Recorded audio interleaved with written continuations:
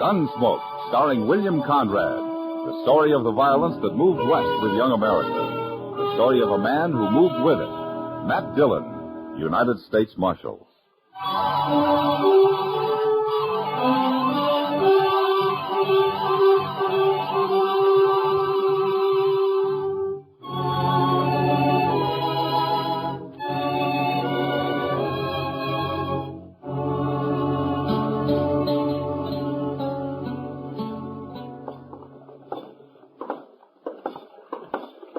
He sure made himself scarce in a hurry, Mr. Dillon. Yeah, it looks that way. The plaza seems pretty quiet. Maybe he got the wind up and rode right on out of town. You're giving him credit for too much sense, Chester. Yes, sir. The only time that Mallard bunch stops is when somebody stops them. Hey, come on, let's take a look in the Texas Trail. All right.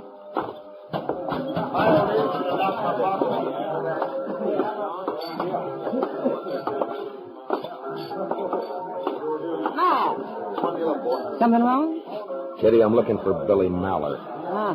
Has he been around? Take a look at the mirror back of the bar.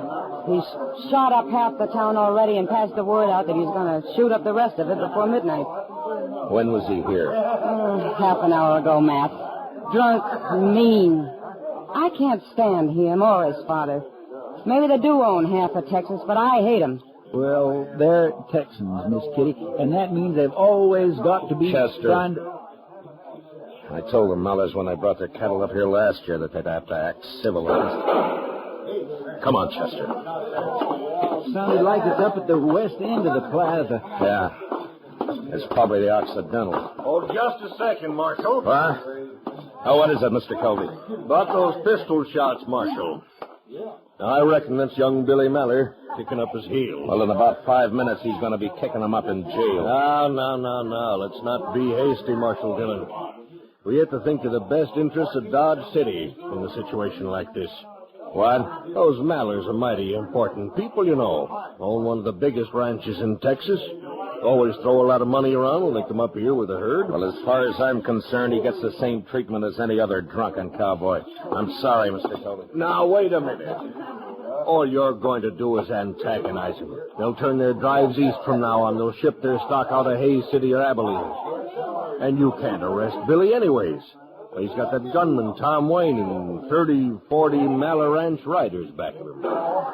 Look, I'll argue with you later. I got a job to do. Dillon, you can't do that. Chester, let's go pick him up.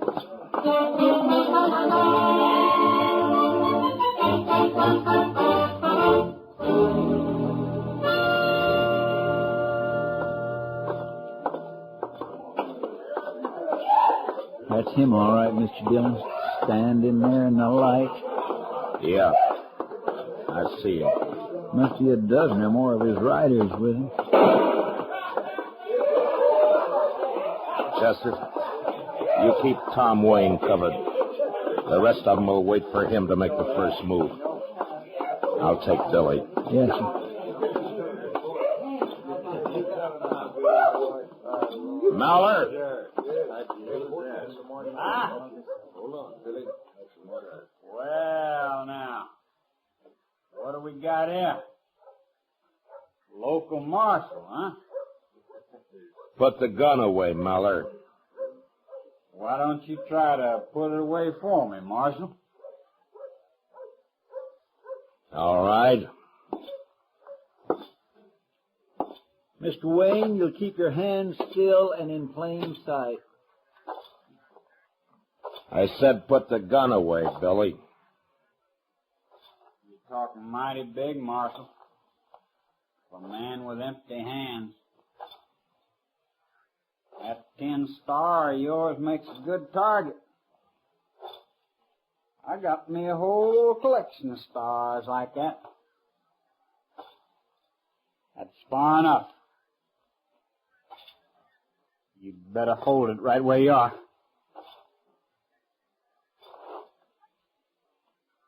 I gave you 2 warnings, Billy. That's one more than I usually give a man. Now you hand over that gun. I told you to take it if you think you can. Let it go. No! You bend that gun barrel someday, Marshal. Laying it over a man's head that way. Don't worry about it, Wayne. As long as it's not your head. I'm not worried. I would be, though, if I was wearing that star of yours. Why? Old King Mallory, he don't like badge toters much. Especially when they buffalo the boy here. Then he better leave the boy at home when he brings a herd north. Does he get away with this kind of behavior down there? He does. Well, here it's different. You can see for yourself. Maybe it ain't over yet, either. You weren't figuring on drawing a hand, were you, Wayne? It's nothing to me, Marshal. Not unless I get orders from King. Well, he knows where he can find me. Yeah, I reckon. All right. The rest of you men. You can stay up all night, spend your money, do as you please. With one exception. If any one of you pulls a gun inside the city limits of Dodge, you'll get the same treatment as young Maller here. Is that clear? Let's go. All right, Chester, let's drag him over to the jail.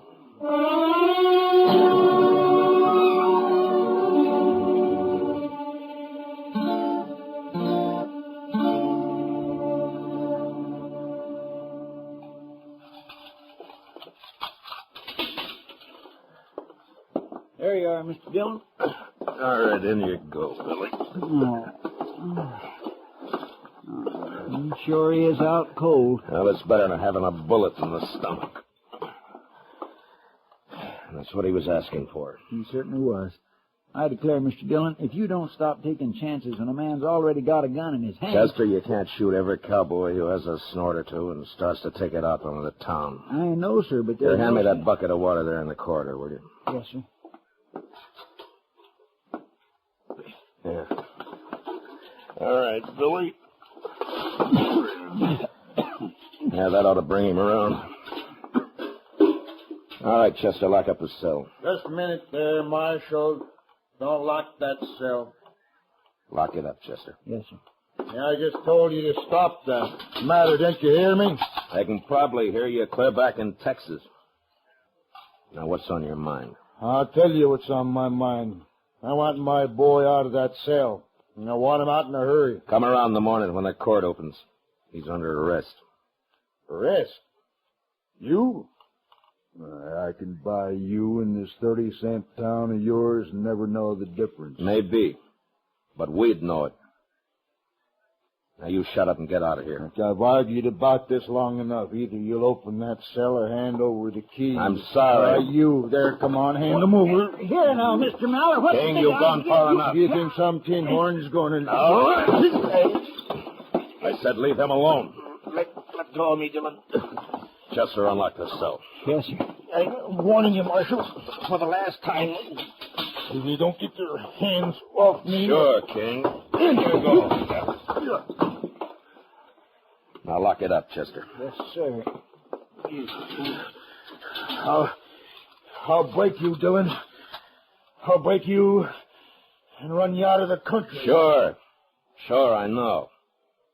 But you'll have to wait till tomorrow morning.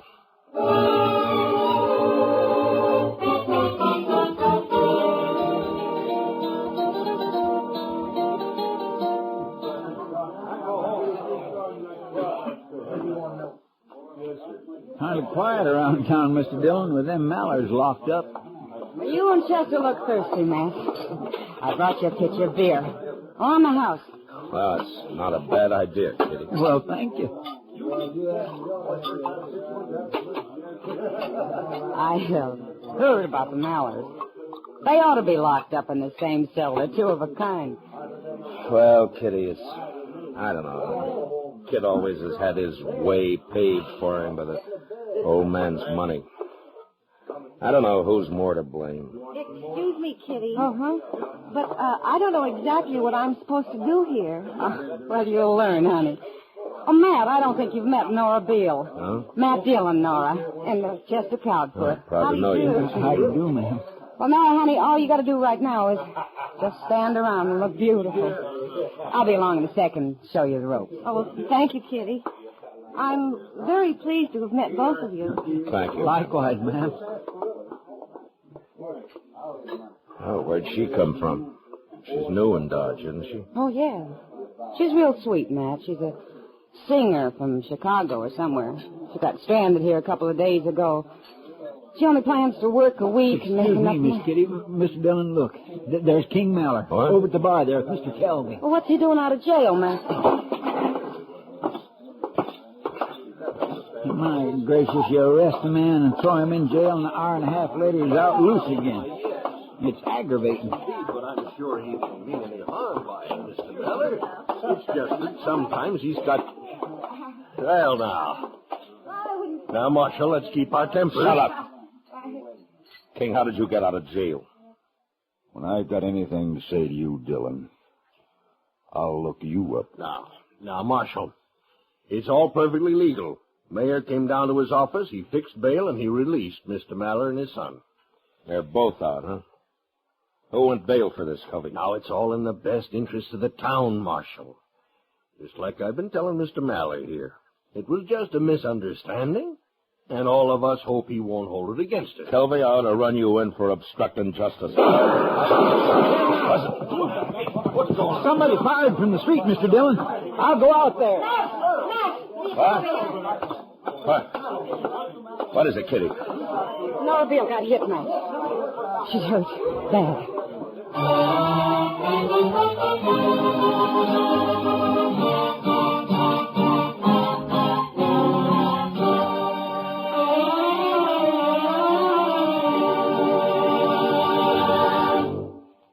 We will return for the second act of Gunsmoke in just a moment. But first, giving medical and welfare assistance to our armed forces and veterans, collecting much-needed blood, training our citizens for service in case of a national emergency, and always on the spot first with disaster relief, these are some of the many services of the American Red Cross. But this all costs money, $85 million this year. So please answer the call. Give generously to the Red Cross. Now for the second act of Gunsmoke.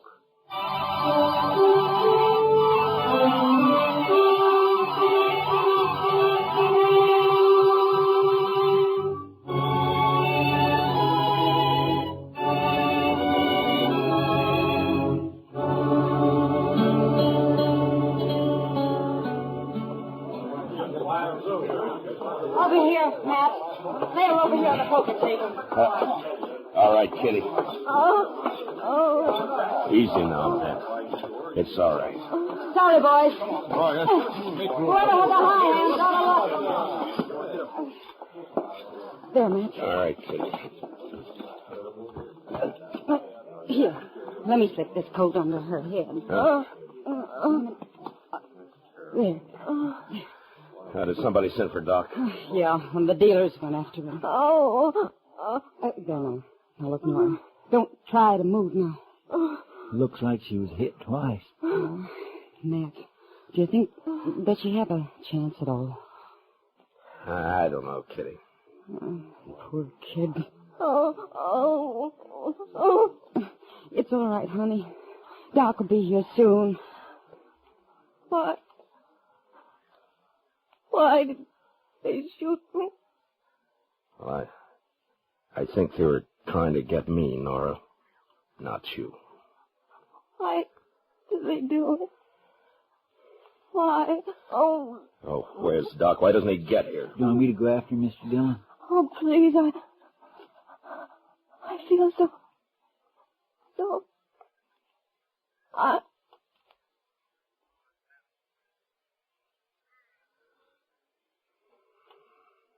No, Chester, there's no need for Doc to hurry now.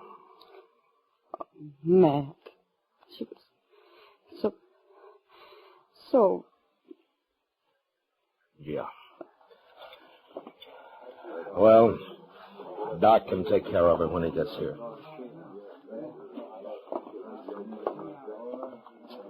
Looks like Billy Mallard really pulled something this time, Mr. Dillon. No?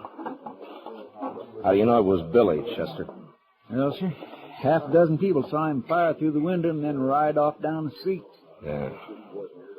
I got a feeling those shots weren't wild. They were aimed. Only they were aimed at me. You were just lucky, Mr. Dillon. Where's Billy now, Chester? I don't know, sir. I heard the Mallard bunch is getting ready to pull out. They're milling around the street out in front of their hotel. King Mallard and Tom Wayne are there. Yeah. Well, they'll cover Billy, of course. It's going to be a lot tougher this time. Yes, sir.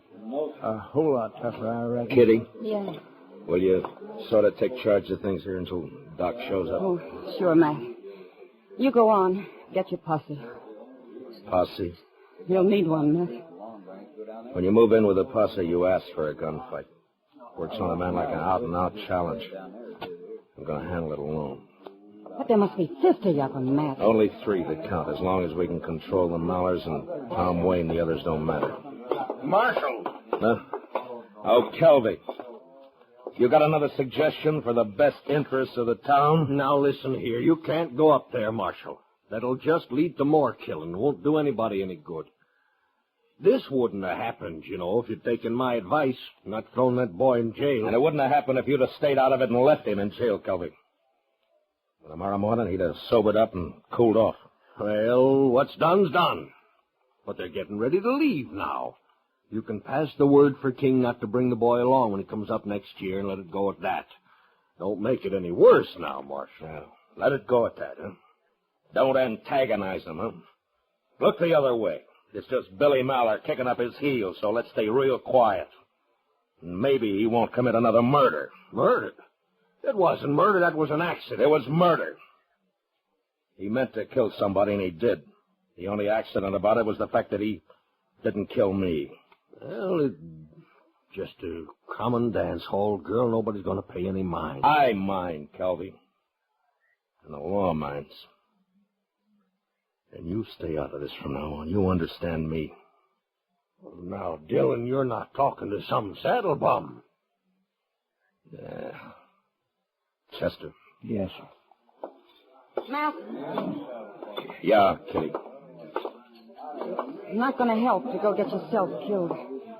It seems to me I'm being sold awful short around here. They outnumber you 20-1. Kitty, if I let Mallard get away with this, I'd be through in Dodge City, and so would the law. It was hard work bringing the law in here. And it's been hard work keeping it here. And it'd be 10 times harder trying to bring it back if it ever got shoved out. Yeah. All right, Matt. But do one thing, will you? What? Wait here. I'll be right back. Give me the shotgun, Red. Right. Here. Take this shotgun with you. Red keeps it back of the bar, but you take it, Matt. It'll help the odds a little, at least. It's a good idea, Mr. Dillon. I'd sure feel a lot easier in my mind if you took it. Well, all right. Thanks, Kitty. I'll see you.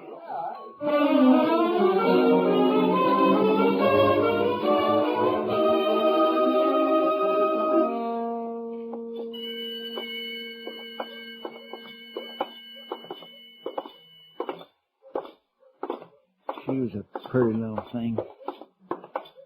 Yeah. Seems a shame.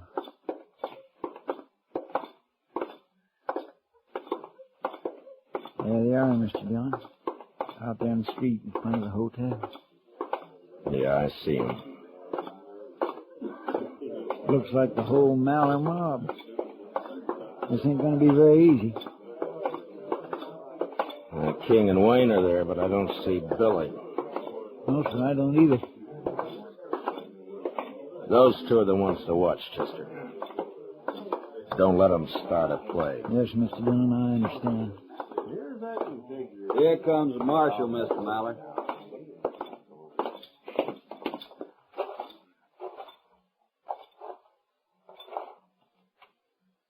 King, I want that boy of yours.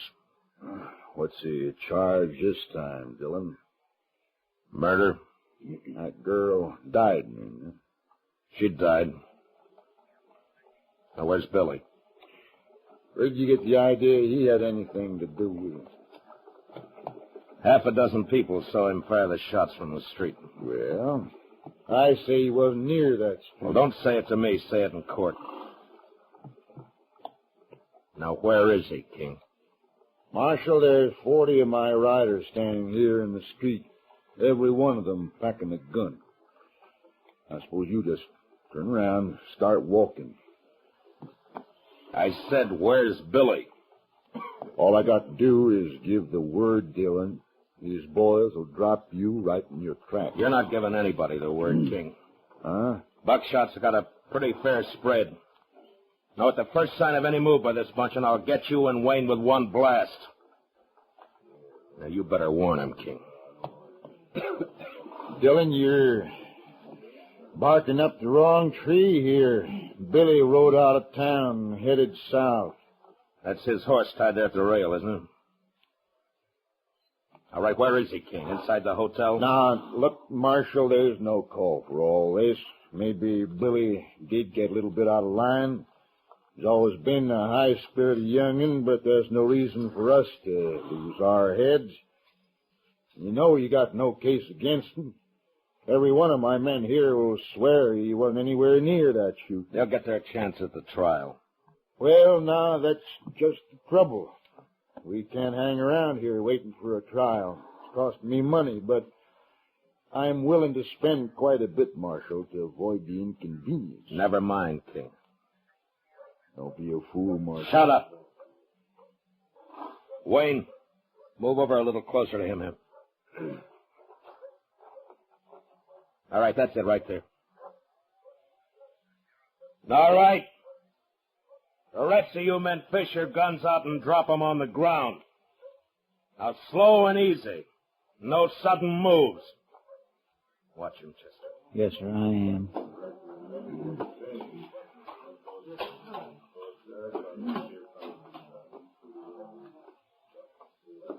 All right. Back up now, out into the street, away from those guns. The whole bunch of you. Move!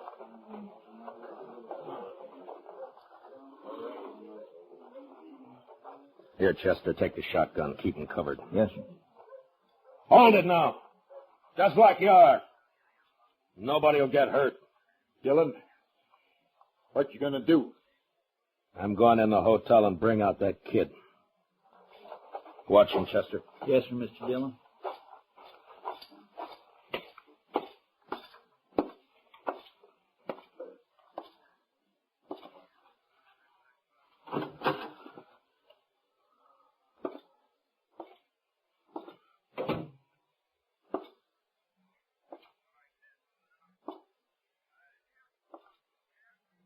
Marshal? Yeah? He's upstairs somewhere. Alone? Yes, sir. Everybody else cleared out. Well, now's your time. Go ahead if you want. The Mallers won't bother you. Thank you, Marshal. And the best of luck to you, sir.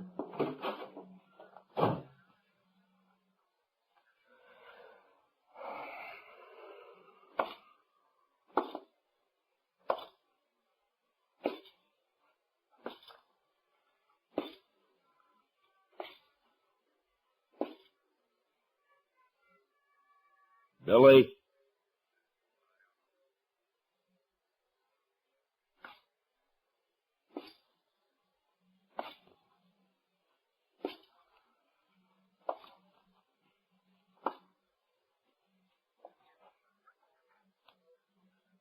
Billy?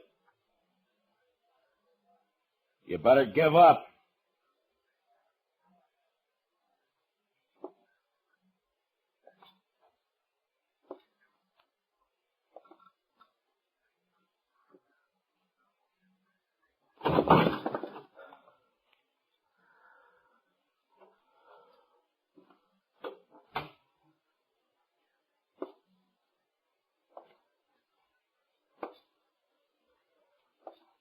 Billy, you haven't got a chance if you know what's going. Now hold it, Billy. Throw your gun out into the hall. I'm gonna kill you, Dillon.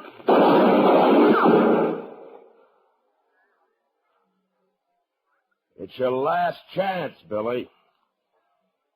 Now come out into the hall and give yourself up. I'll kill you, so help me.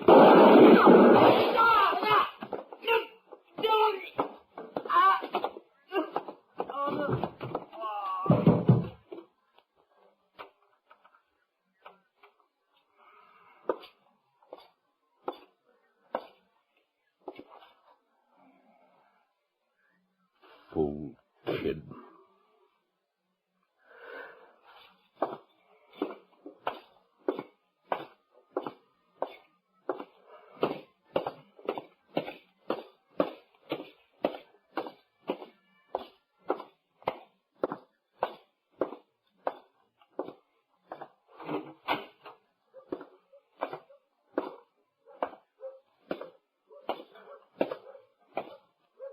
Dillon?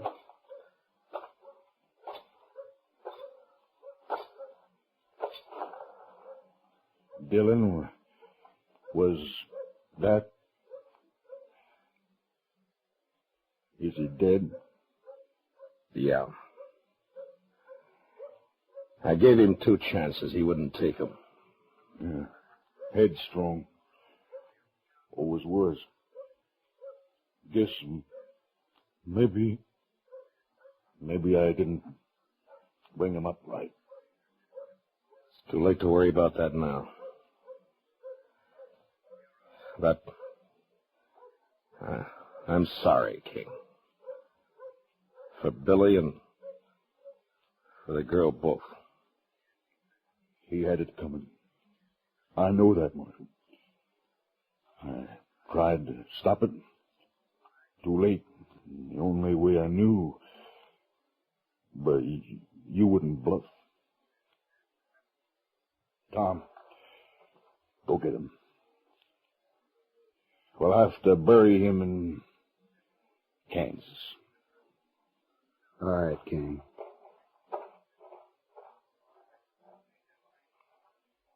We'll be leaving Dodge right after.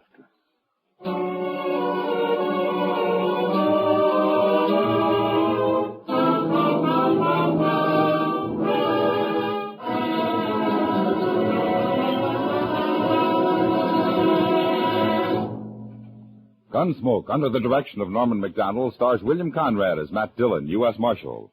Tonight's story was specially written for Gunsmoke by Les Crutchfield, with music composed and conducted by Rex Corey. Featured in the cast were Sam Edwards, John Daner, Lawrence Dobkin, Harry Bartell, Charlotte Lawrence, and Barney Phillips. Parley Bear is Chester, and Georgia Ellis is Kitty. Gunsmoke is heard by our troops overseas through the facilities of the Armed Forces Radio Service. Join us again next week as Matt Dillon, U.S. Marshal, fights to bring law and order out of the wild violence of the West in Gunsmoke.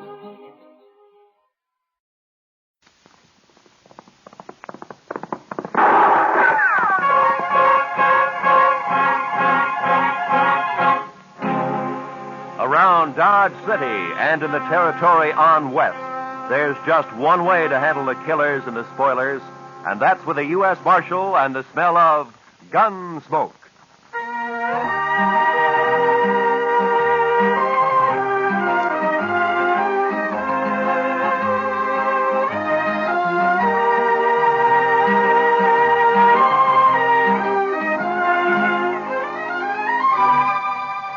Gunsmoke, starring William Conrad.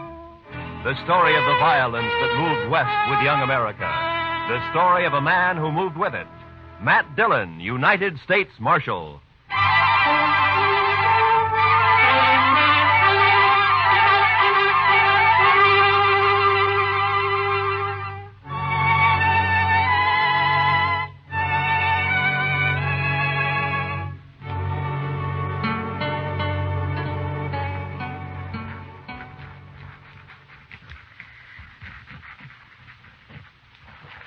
Mr. Dillon, I've been thinking. Yeah? We ought to renovate this place. What? Renovate it? Oh, blast it, Chester. What's the matter? Oh, nothing. I was trying to write and listen to you at the same time. That's all. It can't be done. Well, Marshal. Yeah, what's the matter, Lee? I'm drunk. The way he was walking, I thought he'd been shot. No, I'm not shot. I never saw you drunk before, Lee. Well, would you like a little coffee or something? Ah. There's my gun. Now lock me up. What? Lock me up, I say. What, you mean you want to sleep in jail here? I do. You keep my gun. Are there any blankets out there, Chester? Well, there's one, Mr. Dillon. No, that's enough. Okay, Lee. Just follow Chester, then. I will. Marshal, I come here to prevent a killing. Oh? I'm drunk enough to want to kill him, and I'm sober enough to know I'm too drunk to kill him. You understand? To kill who, Lee? Jim Salter. That's who. My foreman. Is he in town, too? He is. At the Texas Trail. And let him stay there. Keep him out of here. I'm going to bed. Right in there, Mr. Dargan.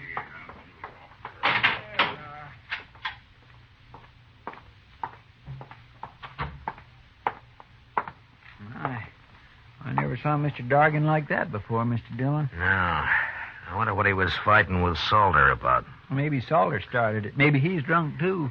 Well, if he is, knowing him, he'll be after someone else to fight with now. I think I'll go take a look, Chester. All right, sir. Oh, Chester, if Lee wakes up, just give him another drink, huh? Yes, sir.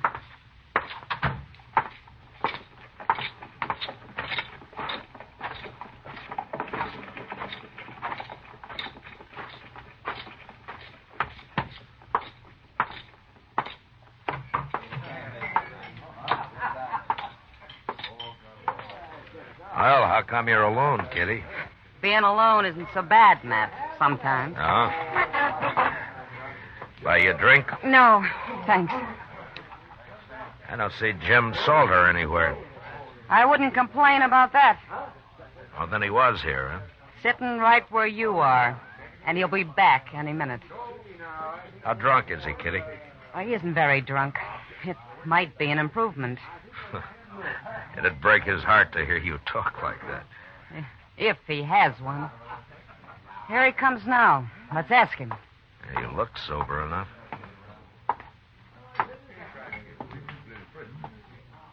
You move in fast, Marshal. Sit down, Salter. Sit down. Seeing as how it's my table, I will. I ran into Lee Dorgan. He was pretty mad about something. That so? Yeah. But it's all right as long as you're not looking for trouble. Me, Marshal? I never look for trouble. Neither does Lee. Now, you know those Southerners, Marshal. They're always getting insulted about something. You've been foreman on Lee's ranch for over a year now, Salter. This the first time he's wanted to kill you? Is that what he said? That's what I heard him say. Oh, yeah. Well, Marshal, Lee's had a little bad luck with his cattle, that's all. When he's had a drink or two, he needs someone to blame it on. You know how it is with these greenhorns. No. How is it? If it weren't for me, he wouldn't have as many cows as he's got. Now he's lost a few strays, he's all upset. Well, as long as it doesn't end in gunplay. Oh, me and Lee get along fine when he's sober. Yeah. You have to leave, Matt? I'm afraid so, Kitty. Then I'm going to bed. Hey, wait a minute. You can't do that. Who says I can't, mister? Good night, Matt. Good night, Kitty. Well, I'll be.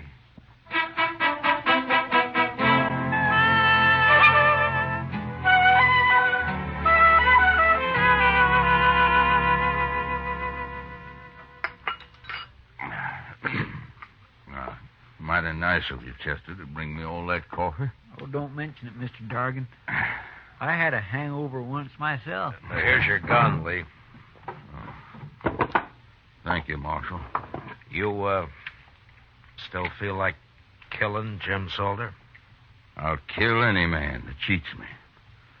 That's how I was brought up, and that's how I am. So? I guess it's Just instinct that tells me I'm being robbed by him, Marshal. I got no proof at all. None whatsoever. What is it, Lee? Don't your cattle tally up right? Look, I came out here from Alabama 18 months ago. I bought a ranch. I'm trying to raise beef. I've learned a little, but I can see it takes years to be a cattleman. Meantime, I'm green and I'm an easy mark, but I'm not so dumb I can't count. Marshal, I branded over 300 calves last spring and fall, and more than half of them are missing right now. Stolen? I don't know, Marshal. I've asked every rancher and every buyer around here to be on the lookout for my brand that hasn't turned up once. Well, why do you think Salter has anything to do with it? Instinct, I told you. I just don't trust him. Nothing more, but it's enough. Well, then why don't you fire him? Pride, I suppose. I want to beat him at his own game, whatever it is. Well, good luck at it, Lee. Well, I need more than luck, Marshal. I need a little help. I just don't know enough about this business. You're asking me to help you? I am. But how? Come out to the ranch. Take a look around. Maybe you'll see something I can't see. Well, I don't know. We're branding again tomorrow, Marshal. Come out then. You got to help me. I'll be ruined if this goes on anymore. All right, Lee, I'll come. But, will you promise me one thing? What's that? If Salter does prove to be guilty, you won't try to kill him? No, I can't promise that. I respect the law, Marshal, but I got my own code, too. Thanks, just... Now, wait a minute, Lee. You're stubborn, but I don't think you deserve being ruined. All right, I'll come. Thank you, Marshal. Thank you. You know, the reason I got drunk last night was because I just felt so almighty helpless. Mad and helpless. Yeah. I know the feeling. See you tomorrow.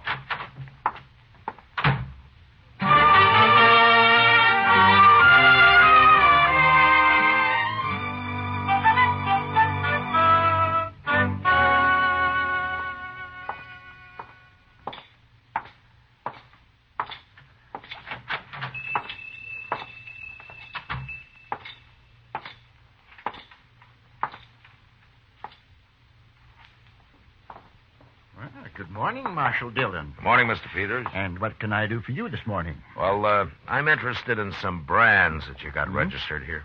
Oh, you don't mean to tell me that you're going into the cattle business, Marshal? No, not likely. I just want to see what new brands have been registered in the past, 12 or 13 months. Well, certainly, Marshal. 1865, 67, 68, 68. Yeah. Here it is. There you are. That's the official brand book for the last 2 years. Oh, thank you. You can start anywhere you like in it. Well, maybe you remember, Mr. Peters. Mm-hmm. Has Jim Salter got a brand registered? Salter? Yeah, Jim Salter. The fellow who works for Lee Dargan? That's right. Yeah. Last summer. July, I believe. Look there. July? Mm-hmm. Yeah, July. Yeah. Here it is. Salter, James Salter, July 14th. Bar S. That's it. Bar S, yes, indeed. How's he doing? Fine, Mr. Peters, fine. Thanks for the help. Oh, anytime, Marshal, anytime at all. That's what I'm paid for. Goodbye. Goodbye, Marshal.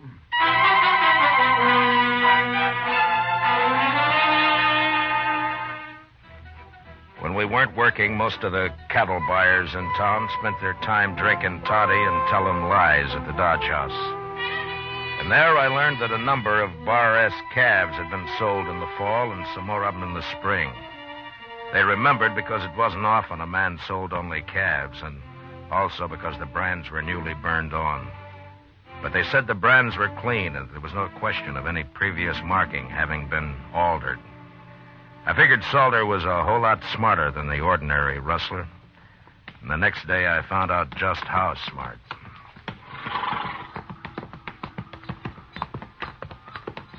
They sure got their branding fires set far enough apart, Mr. Dillon. Yeah, they have.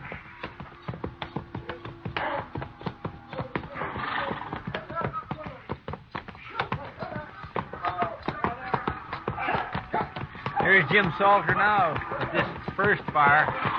Oh, we'll stop and say hello, Chester.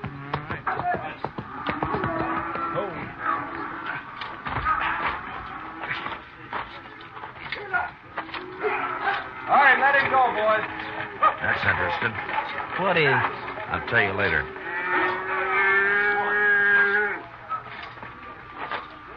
You don't have to stop work just because we're here, Salter. That's all right, Marshal. Yeah, but you didn't brand that one. You just have to cut him out and rope him again. Iron's cold anyway. Oh, you got another iron there in the fire. We'll get him branded, Marshal. What are you doing out there anyway? Oh, we needed to change the scenery, so we thought we'd pay Lee a visit. Where is he? Working the fire down yonder. You sure do keep your fires separated. Anything else you fellas object to? Well, no, I wasn't objecting. I was just making an entirely impersonal observation, that's all. Well, go do your observing on Lee. You came to see him. Salter, I'd starve plumb to death before I'd ever work around you. You sure would, Chester. On, Jim. Wasting time. See you later, Marshal. Yeah. Okay, Adams, bring another one out. Okay.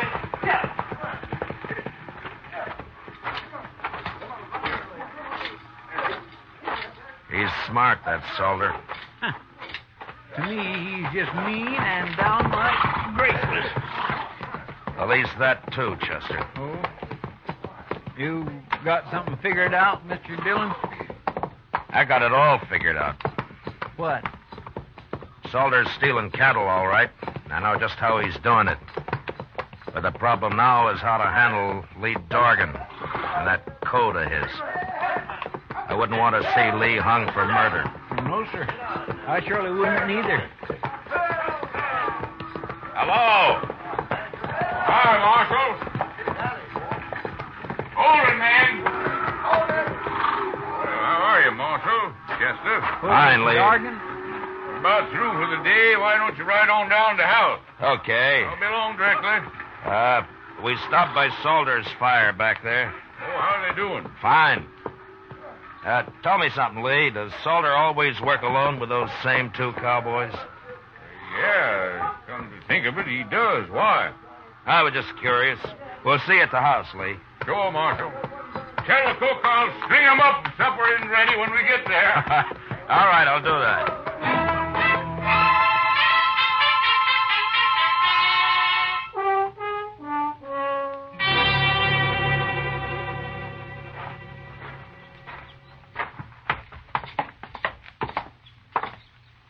Well, not a bad house Mr. Dorgan's got here, Mr. Dillon. That's fine. Let's sit on the porch here, Chester. They'll be along soon. Yes, sir.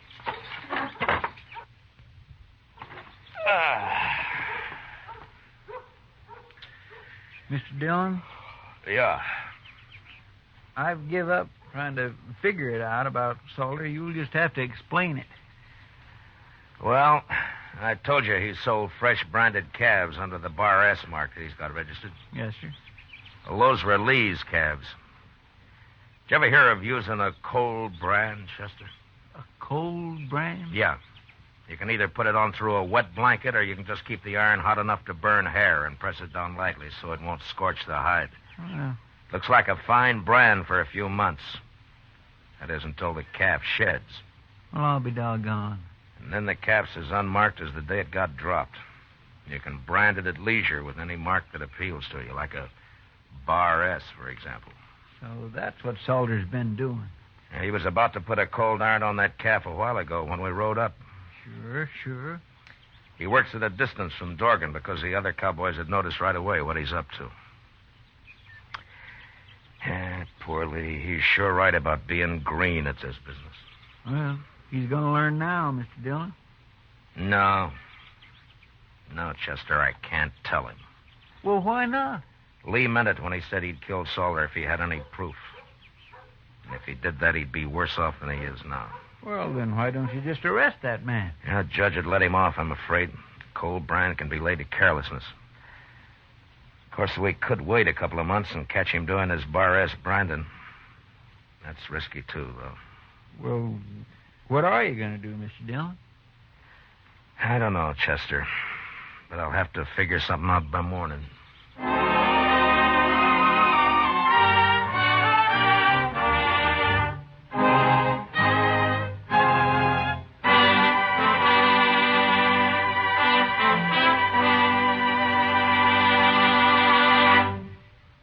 We will return to the second act of Gunsmoke in just a moment. But first, there's a lifeline that stretches from here to Korea. A lifeline that you help sustain for our fighting men when you give blood to the Red Cross Blood Donor Program. Call the Red Cross for an appointment to give blood the first thing Monday morning. And now, the second act of Gunsmoke.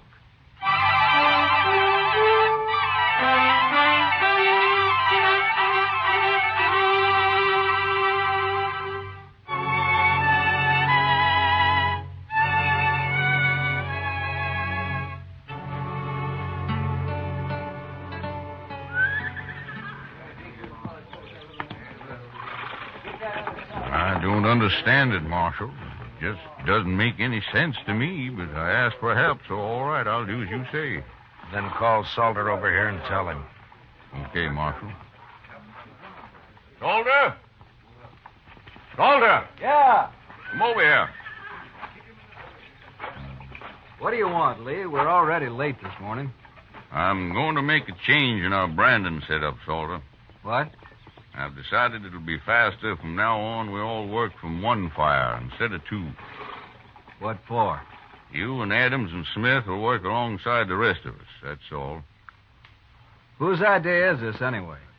Those are my orders. Oh? You still talk like a Confederate colonel, don't you? That'll do, Salter. Sure. This is for you, Marshal. I never did like you anyway.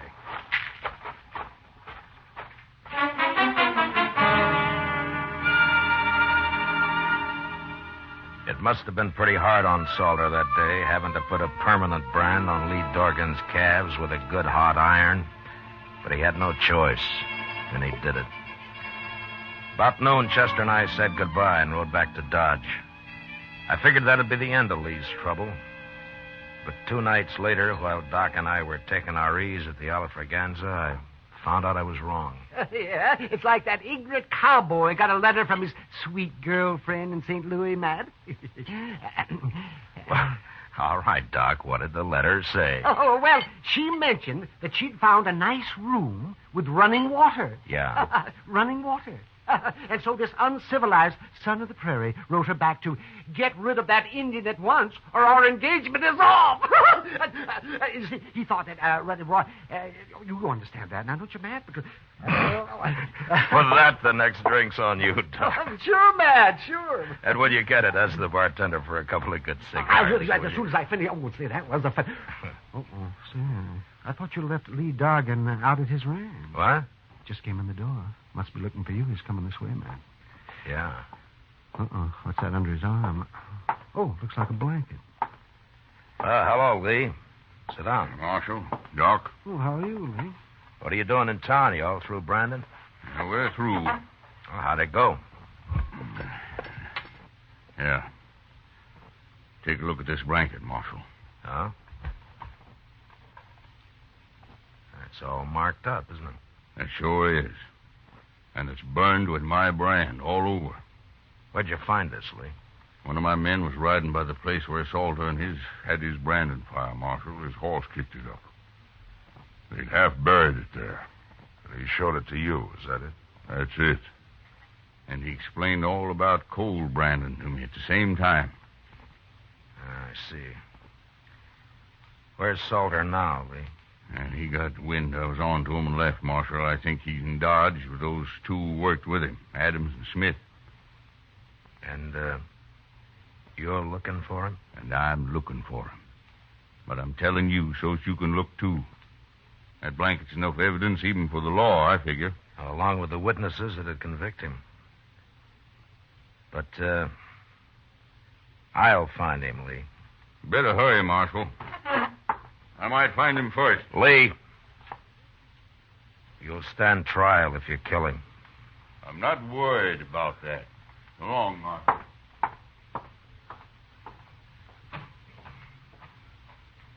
Why didn't you take his gun, Matt?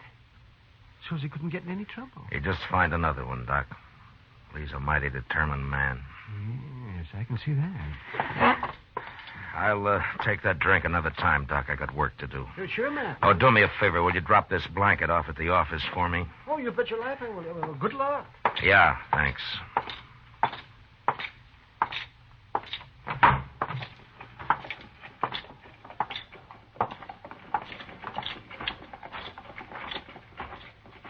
Mr. Dillon? Mr. Dillon? Yeah, what is it, Chester? There's something wrong, sir. I just saw Salter and two men walk up behind Lee Dargan over there and grab his gun. What? Well, where are they? They were headed toward Kelly's stable. I thought I'd better find you first. Come on. What are they doing in Dodge, anyway? Lee's on to him, Chester. He knows the whole story now. And they know he knows it. Well, then somebody's going to get killed, sure. Yeah, it looks that way. All right. Stay behind me, Chester. That's the only door to the stable. They'll have to come out there, sir. Yeah, I know. But we're going in after them. Easy now. The entrance to Kelly's stable was open, but there was no light showing. Chester and I stepped quickly around the frame of the door, and we stopped just inside, waiting for our eyes to get used to the darkness. We could hear voices in the back where the men were saddling up. And then, suddenly, we both saw it at the same time. The first stall, Mr. Dillon. Look. Yeah. It's Mr. Dargan. They hung him. Yeah, they just did it. He can't be dead yet. Here, take my knife and cut him down. You can climb up on the feed box. I'll cover you from here. Now, hurry. Yes, sir, I'll hurry.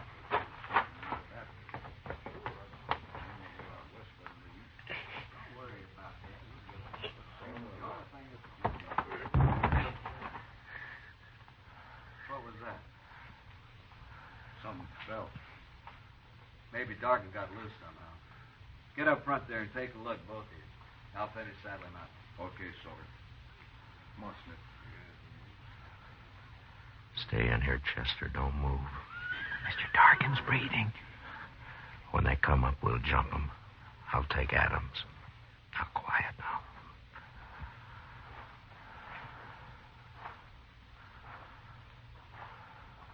I don't see him. Rope must have broke. Let's hit him on the head and have done with it. You do it, Smith. I'll wait here. Yeah, okay. I'll see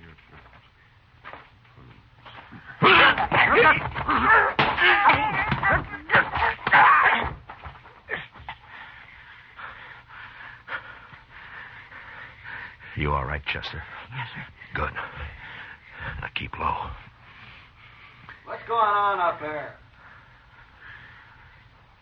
Adams? Smith? Mr. Dargan's coming to now. He's breathing easier. Keep him quiet.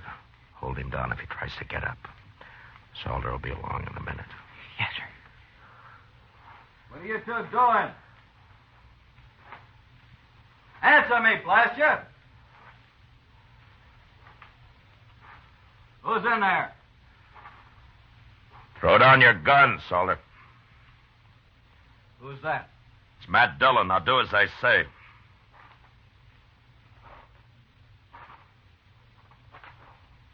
Sure, Marshal. Here it is.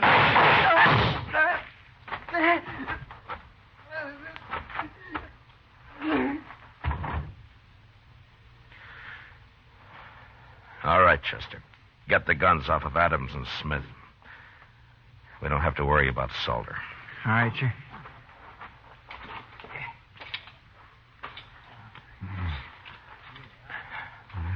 Lee? Lee, how are you? Oh, it's good to breathe again, Marshal. I was about gone. Well, you're all right. We got him. And Salter's dead.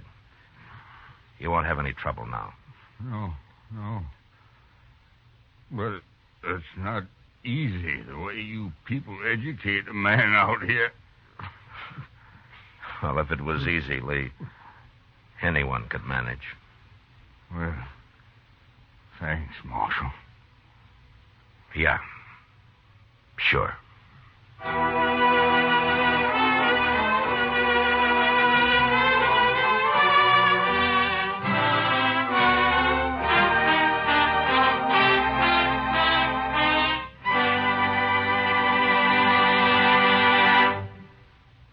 Gunsmoke, under the direction of Norman MacDonald, stars William Conrad as Matt Dillon, U.S. Marshal. Tonight's story was specially written for Gunsmoke by John Meston, with music composed and conducted by Rex Corey. Featured in the cast were John McIntyre as Lee, Harry Bartell as Salter, and John Daner as Peters.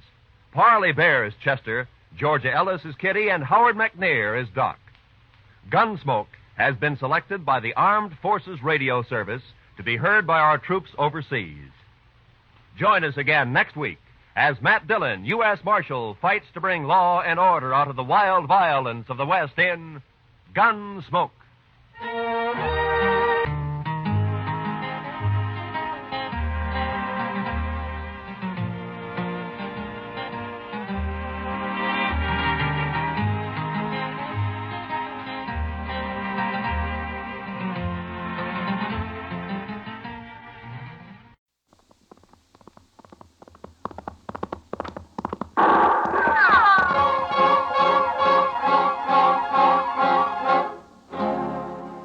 Around Dodge City and in the territory on West, there's just one way to handle the killers and the spoilers, and that's with a U.S. Marshal and the smell of gun smoke.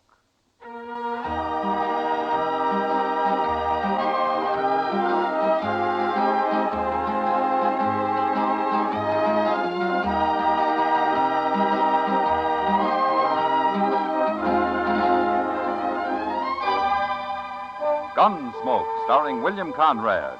The story of the violence that moved west with young America. The story of a man who moved with it. Matt Dillon, United States Marshal.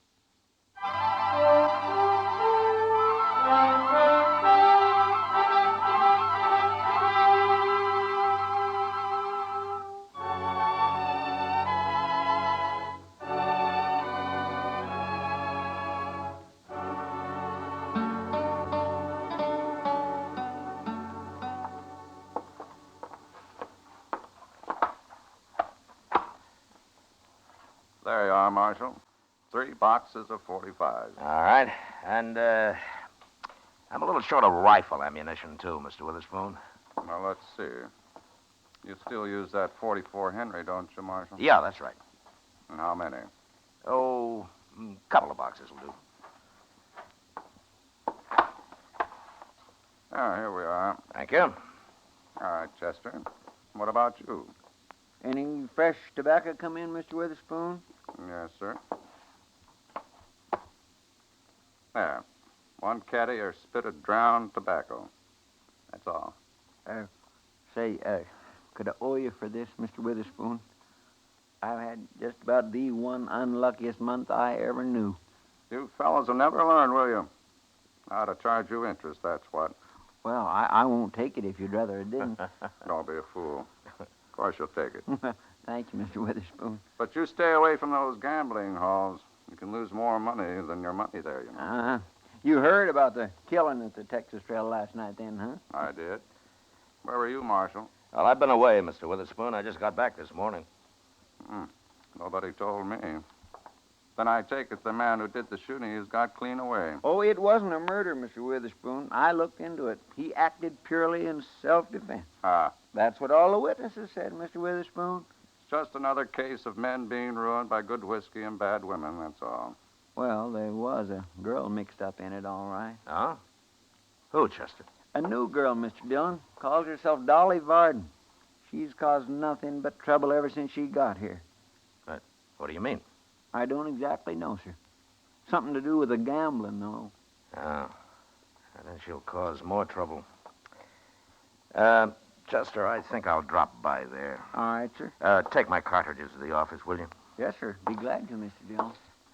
You had an unlucky month, too, Marshal? What? You ain't paid me. I'm sorry. Here you are. Oh, thank you, Marshal. Good day. Good day, Mr. Witherspoon. Mr. Witherspoon?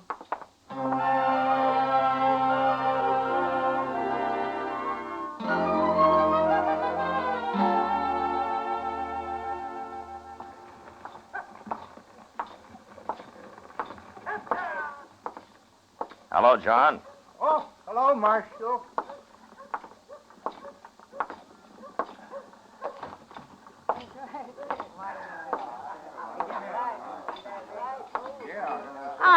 Hello, Matt. Kitty? Did you have a good trip? Successful anyway. Now, let's sit down. Yeah. Well, I guess you heard about the killing last night, huh? Yeah, I did. Kitty. Huh? Who is this Dolly Varden? Oh, I don't know, Matt. She says she's from St. Louis, but she is the luckiest thing I ever saw. Oh?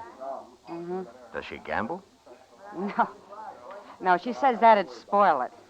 She's just lucky for other people. How? Whoever she's with, he wins. It's real simple. Oh. And they cut her in to stand by them, is that it? Yeah. You never saw anything like it, Matt. She goes from man to man, whoever pays her the most. But they figure it's worth it, huh? Yeah, they sure do. Unless she's with a man, he just doesn't seem to win. So, naturally, in time, they offer her practically anything to stay with him. Yeah. Oh, she's made a lot of money here. Which game, Kitty? Faro. Only Faro. Mm-hmm. She says it wouldn't work with anything else. Does anyone walk out ahead of the game? No. No, not from what I've heard.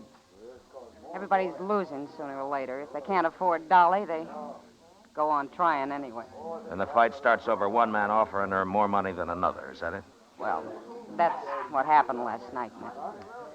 Who's running the Faro game? Oh, that's Frank Paris. Oh, yeah. I don't remember it. Oh, he came here a few days after Dolly did. That sounds like an old setup. Well, nobody's caught him cheating yet, Matt. And if he and Dolly know each other, they're pretty smart about it. I've never seen them together once. Mm-hmm. Where is Dolly now, Kitty? Upstairs. You want to meet her? Yeah. I'll go get her. Thank you, Kitty. Dolly, come on with me. I want you to meet somebody. She was on her way down, Matt. Dolly, this is Marshal Dillon. Hello, Dolly. How do you do, Marshal? Won't you sit down? Thank you. Well, I'll see you later, Matt. Yeah, sure, Kitty. Tell me, Dolly, did you come here with Frank Paris? Why, no. I got here before he did. Sure, but that's not what I meant. What did you mean, Marshal? I hear you got a lot of money for making a man lucky. Is that against the law? Only when it leads to trouble and killing. I'm not responsible for what these men do. No, but I am. Then why don't you do something about it, Marshal? That's why I'm talking to you. Go ahead, then. Talk. Have you been this far west before, Dolly? No. Well, you see, men out here settle their differences a little faster than they do back east. Most of them don't spend much time in towns. But when they do come in, if there's anything or anybody that smells like trouble, it seems like they always find it. And what's all that got to do with me? You're trouble, Dolly. Man got killed last night because of you. I don't think I like you, Marshal. You'll like me less when I run you out of town. Oh, you couldn't. I'll leave Frank Paris up to the men. If he's caught cheating, they'll shoot him. But I don't want any more killing because of you. You understand? No, I don't understand. Why should you think It's that I... simple, Dolly. I don't believe in luck, that's all. If I did, I'd have been killed a long time ago.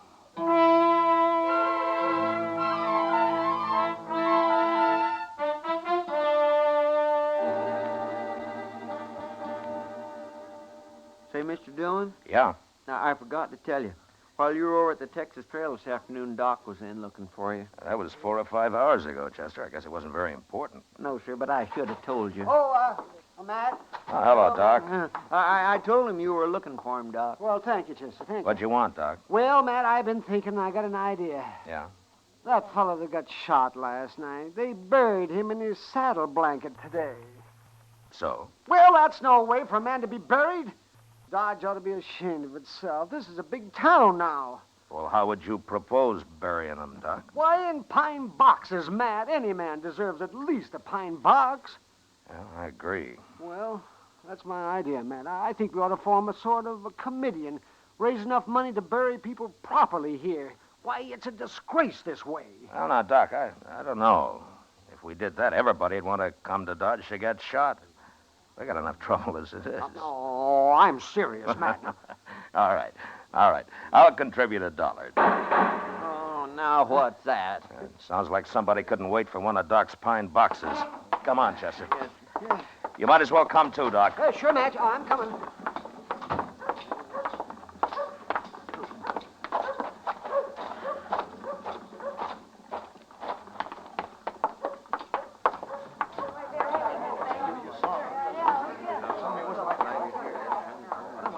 I thought you were going to stop all this, Matt. I am, Kitty.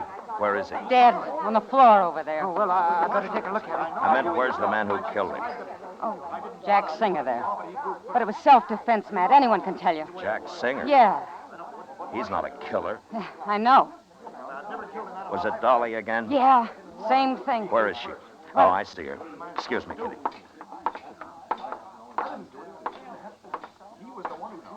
Dolly, Don't bother me, Marshal. I didn't shoot him. I warned you once, Dolly. They're grown men. I'm not responsible for them.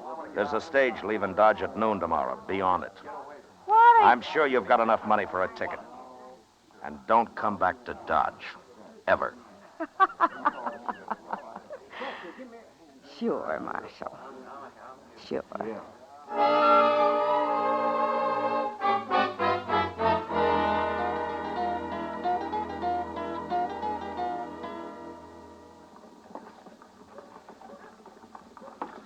Well, sir, it lacks 15 minutes until noon, Mr. Dillon. Yeah. And it lacks Dolly Varden, too, Chester. Oh, she'll be along. Women don't never get any place ahead of time. Only 2 passengers have showed up so far. Maybe you should have run Paris out of town, too. Well, I don't like to do that just on suspicion.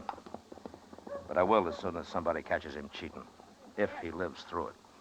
Mr. Dillon, maybe you try too hard to make the law look fair. Yeah, maybe. Anyway, here she comes. She's not carrying any bags. No, she isn't. Coming this way. Yeah. Day, Marshal. Goodbye, Dolly. I didn't say goodbye. I said good day. What? I've thought it over, Marshal. I've decided not to leave after all. There's the stage, Dolly. Get on it. No. Get on it, Dolly. I said no. All right, if you... I'll have to... You'll what, Marshal? Now, get on the stage. Oh, it's no use yelling at me, Marshal. That's not going to do it. Oh? What is? Well, you'll just have to throw me on it. Throw you on it? Yes. Your friend here might help. Chester, isn't it? Yes, ma'am. Chester Proudfoot. I'm glad to know you, Miss Dolly.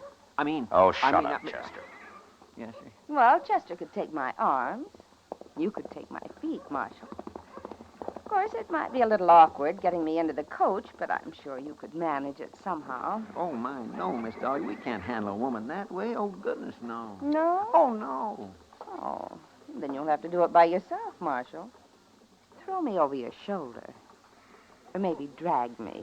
You're wasting time, Dolly. It won't be easy, though. Because, Marshal, I'll scream and I'll cry and scratch and bite and I'll kick. Oh, how I'll kick. I'll be a mess when you get me there, and I'll have the whole town out watching you be a hero. You're serious, aren't you? Of course you could hit me. You could knock me out with your fist or your gun. I wouldn't scream so much then. Gosh, Mr. Dillon. Well, Marshal. I'm tempted to put you on that stage no matter how, Dolly. But maybe there's another way to handle you. The best way to handle me is to leave me alone. And have more men get killed? If they're fools enough, what difference does it make? I don't think I could explain that to you, Dolly. But anyway, you remember what I said. You're through in Dodge. Come on, Chester. Yes.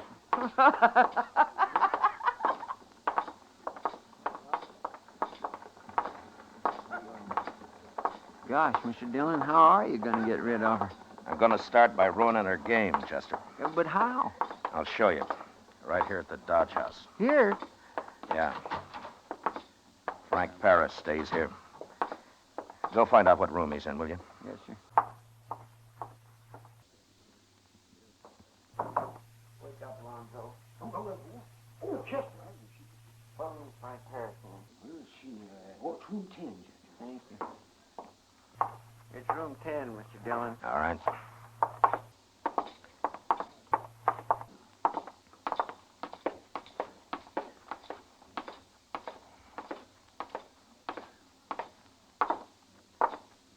How'd you know Paris lives here? Kitty? Oh. Now, here it is.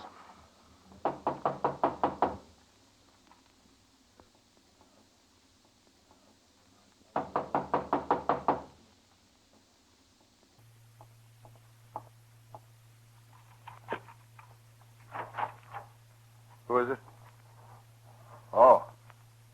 You're Marshal Dillon, aren't you? Yeah. I want to talk to you, Paris. Sure. Come in, Marshal. You too, Chester. That's right. Well, what can I do for you, Marshal? Paris, I told Dolly Varden to leave town on the noon stage today. Oh? She refused. I'd have had to force her physically to make her leave. Well, why are you telling me this, Marshal? Because I thought I'd leave you alone, Paris, and let whoever caught you take care of you. But I've changed my mind. Oh, I don't know what you're talking about, Marshal. Don't you? No. No, I don't. Now, just remember this. If Dolly Varden comes anywhere near your table from now on, you stop the play till she leaves. Is that clear? Now, look here, Marshal. I've got nothing to do with that woman. If you can't handle her, you've got no right wrecking my game trying to. Why, I wouldn't have a player left if I started that. Paris, maybe I can't rough up a woman and run her out of town, but you're a man, and I won't even waste time arguing. You'll do as I say or you'll leave. There's too much money in Dodge for me to leave, Marshal. It's the way I said, Paris. I won't even argue with you. Good day.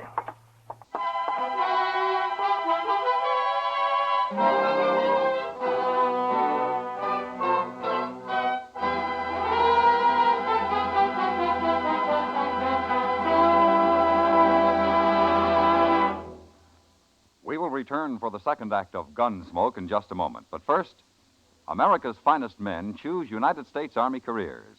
These young Americans know that in the new regular United States Army there is travel, education, good pay, good food, and all, yes, all the essentials of a full, good life and fine future.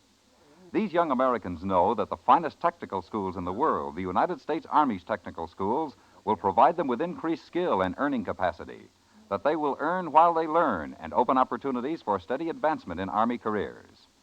There are thousands of these young people who have been picked by the Army who are proud of their country's uniform, and their country is proud of them. The recruiting officer at your nearest U.S. Army and U.S. Air Force recruiting station has the complete details. Remember, America's finest men choose U.S. Army careers. Now the second act of Gunsmoke.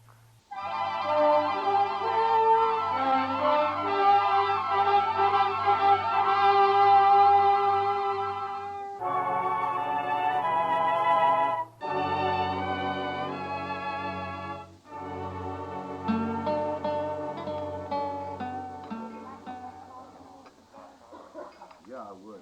Well, that was quite a meal tonight. Quite a meal. Yeah, sure was, Doc. I was nearly starved, too. Yeah, haven't had a meal like that since we got snowed in at Fort Fletcher a few years back. What do you mean, Doc? Well, one night, 4 of us were down to a quart of dried peas and a bottle of vinegar. But by heaven, it made a better meal than Delmonico's puts out. Oh, Doc, it wasn't that bad. Doc likes Southern cooking, Chester. And any man who works hard deserves good food. I'll let Chester answer that, Doc. When you're through, Chester, I'll see you at the office. All right, sure, I'll be along directly. So long, Doc. Bye, Matt.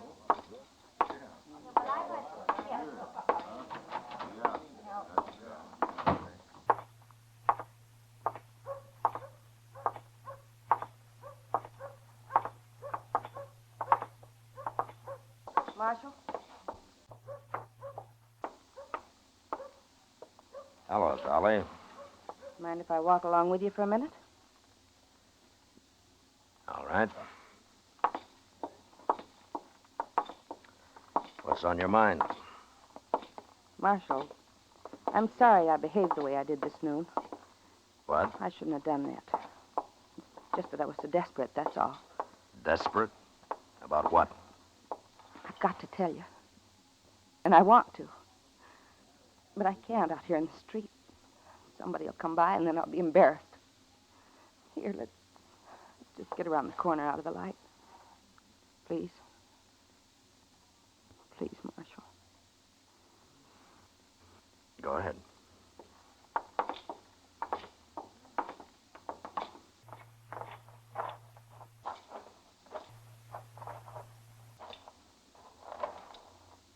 Now, what's this all about, Dolly?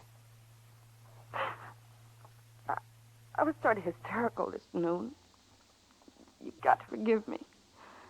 You've just got to. Now, don't cry. Just tell me. I've been thinking about it ever since last night. I can't leave Dodge, Marshal. I don't have any place to go. Now, Dolly. Oh, don't make me go. Please. I promise I won't go near a gambling table again. I swear I won't. Well, it's up to you, Dolly. If you do that and don't cause any trouble, right? Thank you, Marshal. Thank you. I promise. You'll see. Yeah, sure, I'll see. Please go now. I want to dry my eyes before I get out in the street again. And stay away from Frank Paris, Dolly.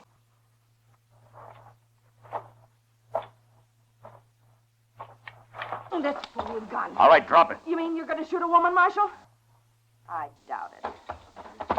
Drop it. I will not! Oh! Give it to me. There. Well, you're quite a girl, Dolly. I'll kill you yet. You're going to jail. Ha! You're too dangerous to be loose, woman or no woman. Oh. Put me down! You brute! Put me down! You hear me?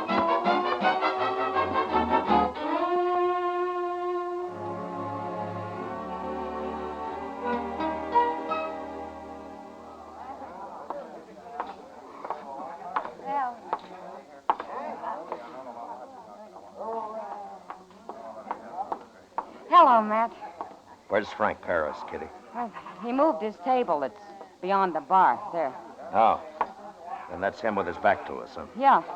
What's the trouble, Matt? You're mad about something. I just threw Dolly in jail. Now it's Paris's turn. You stay out of this, Kitty. Hey, come on. That's your...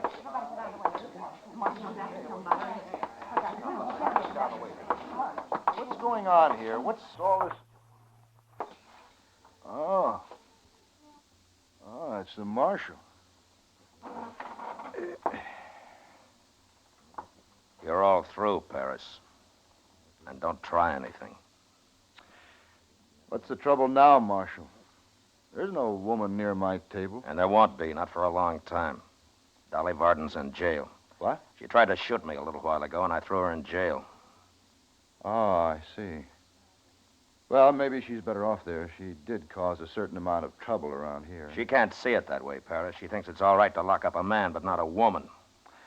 What's all this got to do with me, Marshal? You're going to jail, too. You can't arrest me. I'm not arresting you. There's no proof of anything against you. I got Dolly now on attempted murder, but nobody's caught you doing a thing. Come on, Paris, let's go. No, you just said it. You can't arrest You're me. going to jail, Paris. And tomorrow you're leaving Dodge. You're clever, but you're crooked. And Dolly's in it with you. That's all I need to know, proof or no proof. I should have stopped you the day I got back. I told you, Marshal, that there's too much money here. I don't want to leave. I'm not arguing with you. I just wanted everybody here to know about this. We were doing fine till you came back, Marshal. You're in the way now. Don't be a fool, Paris. I'll chance it. Ow! My hand. You got my hand. My hand. You're lucky I didn't kill you. Now you walk out that door. Doc will take care of you in jail.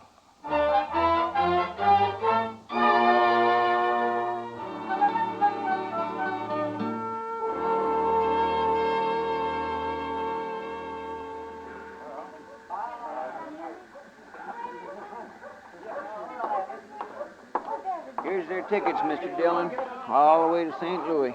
Thanks, Chester. And here's your change, Mr. Paris. Give it to Dolly. Here, Miss Dolly. Thanks. You think I'd better count it, Chester? Oh, no, ma'am, I counted it. It's all there. Oh, I'm joking.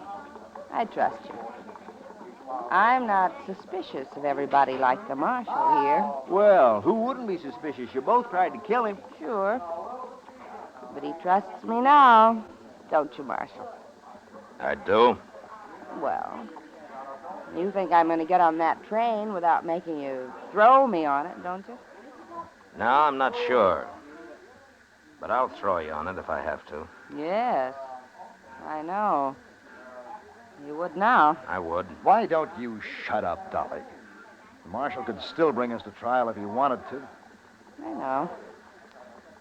Tell me, Marshal, why didn't you? The judge is busy enough without my hauling in everybody who tries to shoot me. And besides, you've sort of had your wings clipped. How? Oh, Dolly, what's the use of lying to him anymore? He's talking about me. I may never be able to deal cards the way I used to with his hand. Frank! It's the truth. But think about it, Dolly. There are quite a few people who manage to get along on an honest living. I never knew how, but we're going to have to find out. Well, there it is. Bye, Marshal. Chester. Bye. Yeah, bye. Marshal, I don't think I hate you as much as I did. Good. Dolly! Coming! So long, Dolly.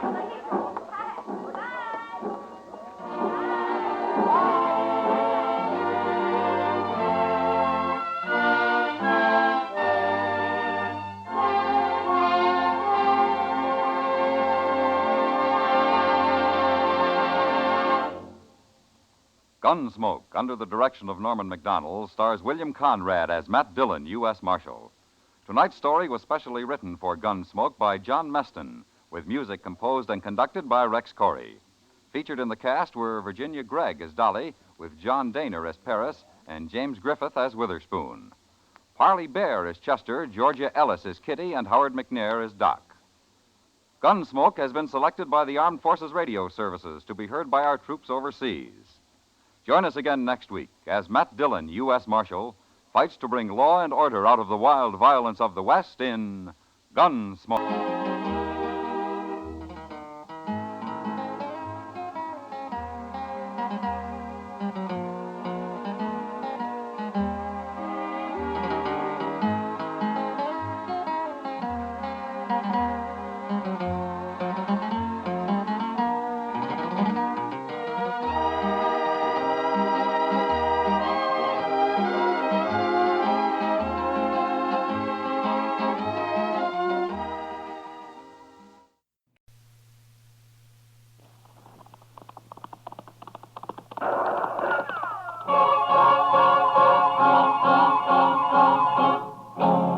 Around Dodge City and the territory on west, There's just one way to handle the killers and the spoilers, and that's with the U.S. Marshal and the smell of Gunsmoke.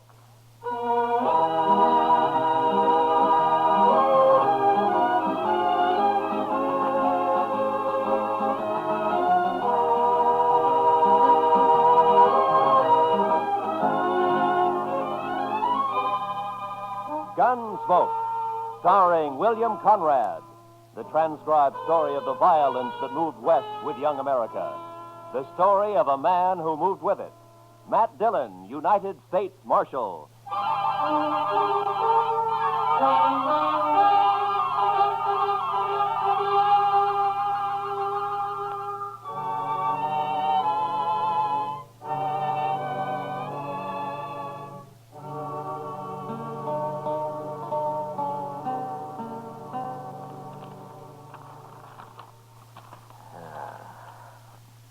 Is this everything, Chester? Well, there might be more later when they finish sorting the mail.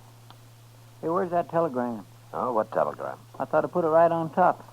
Let me take a look. Oh, yeah. Here it is. Might be important. Oh, we'll soon see. Oh, that's from Bill Hickock. Up in Abilene? Yeah. What'd you say, Mr. Dillon? Teeters and Gridler headed for Dodge. Keep them there, but don't arrest them until I get there with murder witness. Or I'll write Washington all I know about you. Signed Hickock. Oh, then Mr. Hickock's coming here, huh? Now, that's what he says. Well, how'll you recognize those two men, Mr. Dillon? I expect I'll recognize them all right. Oh, you know them. Yeah, we've met. Teeters and Gridler are gunmen, Chester. The kind who kill as easy as most men shake hands. Just about as often. Too bad you can't just put them in jail. Yeah. Well, we'll start meeting the trains. There's one in at noon, sir. Good. Then we'll meet it.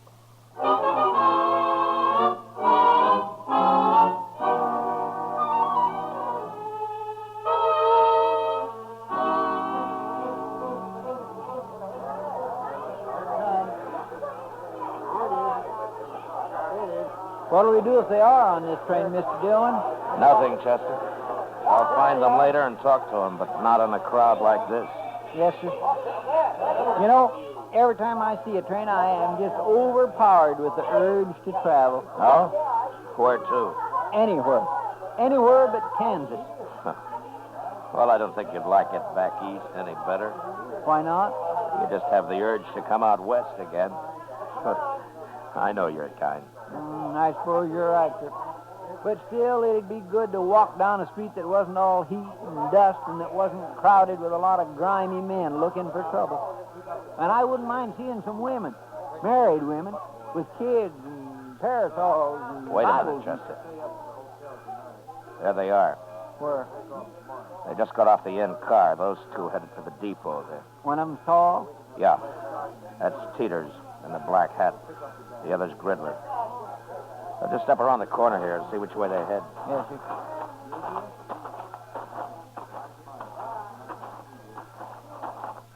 There they are. Yeah. Looks like they're going to the Dodge house. Now, let's follow them.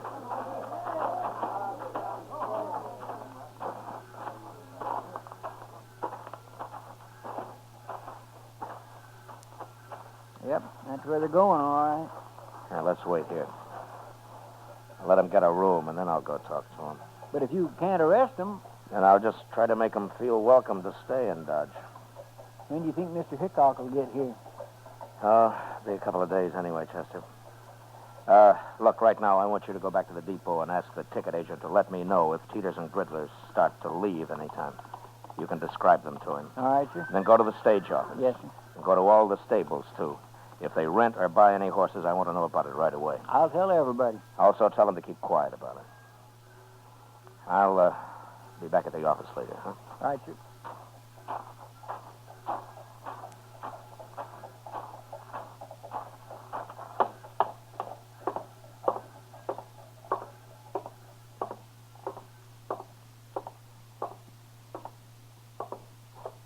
What can I do for you, Marshal?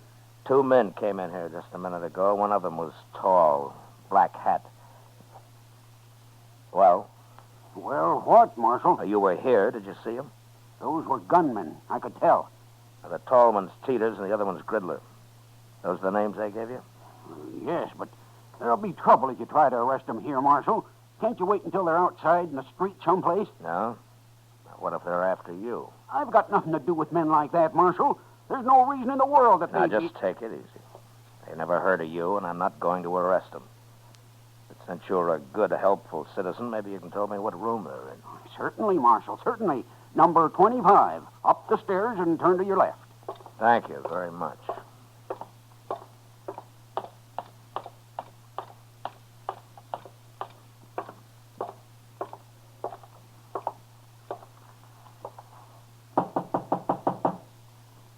Who is it? Who is it, I said? All right, open it, Gridley.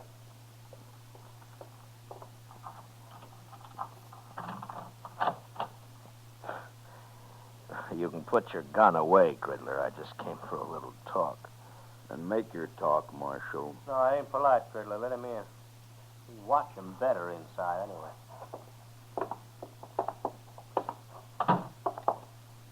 Hello, Teeters.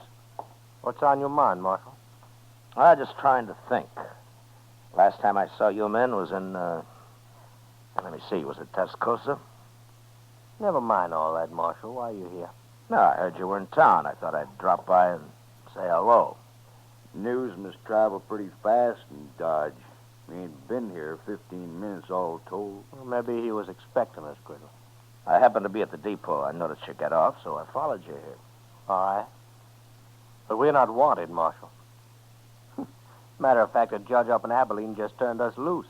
Wasn't no witness to that killing. Wild Bill tried to frame us, but didn't work. Well, that just goes to show the law's fair to everybody, doesn't it? Why'd you come here, Marshal? Just to let you know that I'm still the law in Dodge and that I don't want any trouble here. With men of your sort, I always like to mention that. We're not looking for trouble. Good, good. And you're welcome to stay here as long as you like. That's a funny thing to tell us. It's an open town, Teeters. Yeah, sure, Marshal. Sure it is, yeah. And I'll treat you two just like anybody else. If you stay out of trouble, the town's yours. Anybody who starts trouble won't be us. Well, I'm glad to hear that. I'll be going now, gentlemen. Oh, there are some pretty sharp gamblers here. Don't let them take all of your money. Well, don't you worry about us, Marshal. So long.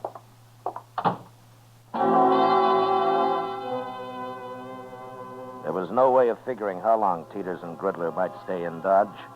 If they took a notion to do some gambling, it might be a week or two, or they might move on in an hour. That night, however, they were still in town, Buck and Faro at the Alafraganza. Everything looked fine until Chester came into the office about 10 o'clock. They're fixing to leave, Mr. Dillon, first thing in the morning. Oh, how do you know? Jim Bunch at the stage office. He just told me they came in and paid their fare to Sharon Springs on the morning stage. Sharon Springs, huh? And then they're headed for Denver. Looks like it, sir. All right, Chester. Go tell Jim that I'm going to be on that stage tomorrow, too. If he likes, I'll ride shotgun for him. One of the boys can have a little time off. I'll tell him, sir. But are you going all the way to Denver? I'll follow him all the way to San Francisco if necessary. You can tell Hickock that when he shows up. Too bad he won't be here before they leave. And it'll be another day before he can get here. But that won't be too far behind us. Stage leaves at 8, right? Yes, sir. I'll be there to see you off, Mr. Dillon. Fine. We'll meet at the Dodge House for breakfast if you like. All right, sir.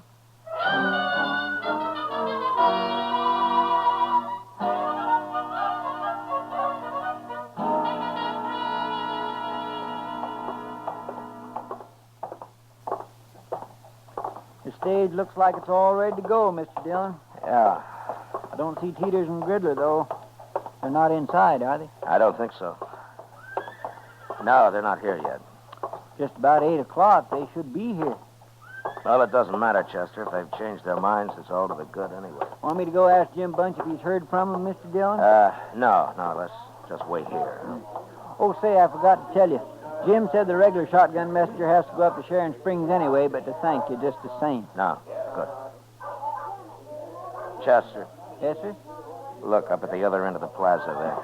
coming this way. Well, I declare. It's Sam. Yeah. Now what are they up to, I wonder?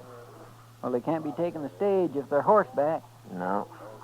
Looks to me like they're fixed for a long ride, too.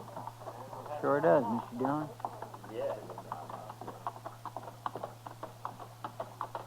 You're up early, Marshal.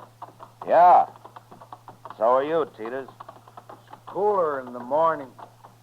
For traveling, it is. So long, Marshal. What's the matter? Did you lose all your money last night? Yeah. Next time we'll follow your advice. So long. Will we go after him? Chester, you stay here and explain things to Wild Bill. I'll be on their trail. As soon as they're out of sight, I'll get my horse.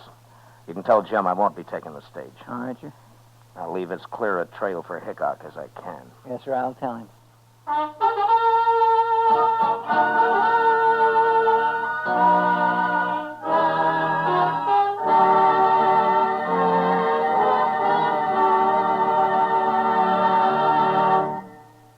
We will return to the second act of Gunsmoke in just a moment. But first, young women are needed to enroll as student nurses and to take their places as graduate nurses in an ever-expanding field where opportunity unlimited awaits.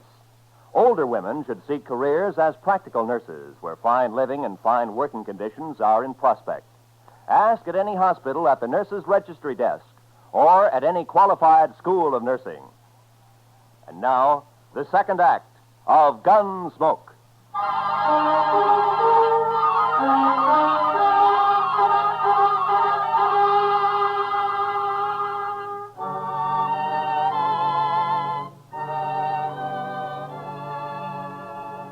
I did my best to stay out of Teeters and Gridler's sight. But if they had suspicions of being followed and were watching their back trail, they'd have known I was there, all right. The land was flat, and we frequently crossed great patches of powder-dried dirt that smoked the air with dust under the horses' feet. After an hour, they began to swing slowly north. And by noon, it was clear that for some reason they were riding in a great half-circle. They'd left Dodge, headed west, and sure enough, just after sundown, they rode back into town from the east. I waited until dark, then came in. Put my horse up. The office was empty, so I walked up to Delmonico's, where I found Doc having supper. Oh, Matt. Oh, sit down. Oh, thank you, Doc. Oh, you look hungry enough to even eat this food. It's been a long time since breakfast, Doc. Well, a man ought to eat 3 meals regular, Matt. You'll get run down if you don't. Yeah, sure, Doc. Only sometimes you have to eat when you can. Oh, that's so. Did you have a hard day, Matt? Yeah, I've been riding, Doc. Riding around in circles. Oh, is that what the government pays you for? Oh, I'd like to have your job. Yeah. I wouldn't be too sure of that, Doc. It isn't always this easy. Yeah, I know, Matt. Chester told me. What happened? You lose them? No, I didn't lose them. As a matter of fact, they're coming in here right now. Huh? What do you mean they're coming in? Those two? Yeah. They're pretty hard-looking fellas. They are. Evening, Marshal. Oh, hello, Teeters.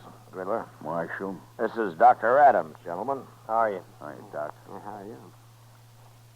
Well, what's on your mind? You are, Marshal. What? That was you trailing us all day, wasn't it?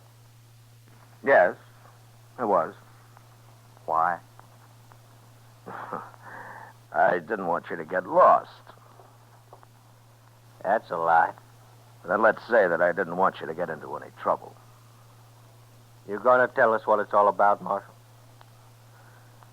Well, you're not exactly the most reputable citizens in Kansas, and I just wanted to have an eye on you, that's all. You sure do. Because like I told you, you keep out of trouble, and you're welcome to stay here. Just remember one thing, Marshal. There's two of us. And next time you follow us, you might not come back. Well, taking chances like that's part of my job, Mr. Teeters. It's a poor job, then. Yeah, sometimes I think so, too. Come on, Teeters, let's get out of here. Here.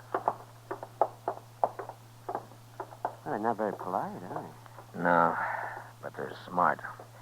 Smart enough to figure something's wrong anyway. Well, you think they might bolt, Matt? It depends on how smart they really are, Doc. Right now they're so curious they might stay around just to see what it's all about. Oh, Mr. Dillon? Oh, hello, Chester. Oh, Pull up hi, a Doc. chair. Pull up a chair, Chester. I won't have time. We better get right over to the depot. Oh, why? What's happened? Well, sir, I saw 'em ride back into town. The first thing they did was go to the depot and ask about a train. Oh, were you there? No, sir, the agent came and told me like he'd promised. Train goes at 7:30, doesn't it? Yes, sir. And it's just about that now. I've been looking everywhere for you. Doc, if that waiter ever does come around, tell him to hold a steak for me, will you? I might just be back for it. Sure, Matt. Yes, sir. And good luck. Yeah, thanks, Doc. Come on, Chester.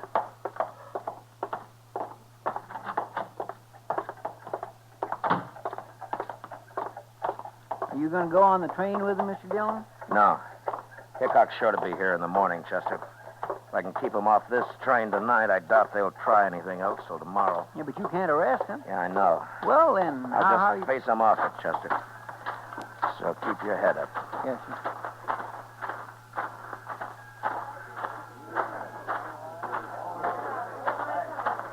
Now, there they are. Come on. You come just to say goodbye, Marshal? Not exactly, Peters. Oh? You can take the train tomorrow if you like, but not this one. Why tomorrow? Well, I've got orders to keep you in sight till then. Orders from who? It doesn't matter. But you have your choice. You can have the run of Dodge tonight, or you can spend it in jail. You know, you talk pretty loose for just one man, Marshal. Your friend there doesn't look like a gunman. Well, now, you can't always tell by looks, mister. I can't. You said you didn't want trouble, Marshal, but you sure starting it. There won't be any trouble. You do what I tell you. If we don't? I'll kill the first one of you that moves for that train. You can die that way, Marshal. Maybe. But you won't both get on that train. Gridler. You know me. You know I'll do it. We can still make it, Gridler. No. It's not worth it. We can go tomorrow. All right. Marshal, tomorrow it'll be different. Yeah, sure. Tomorrow it'll be different.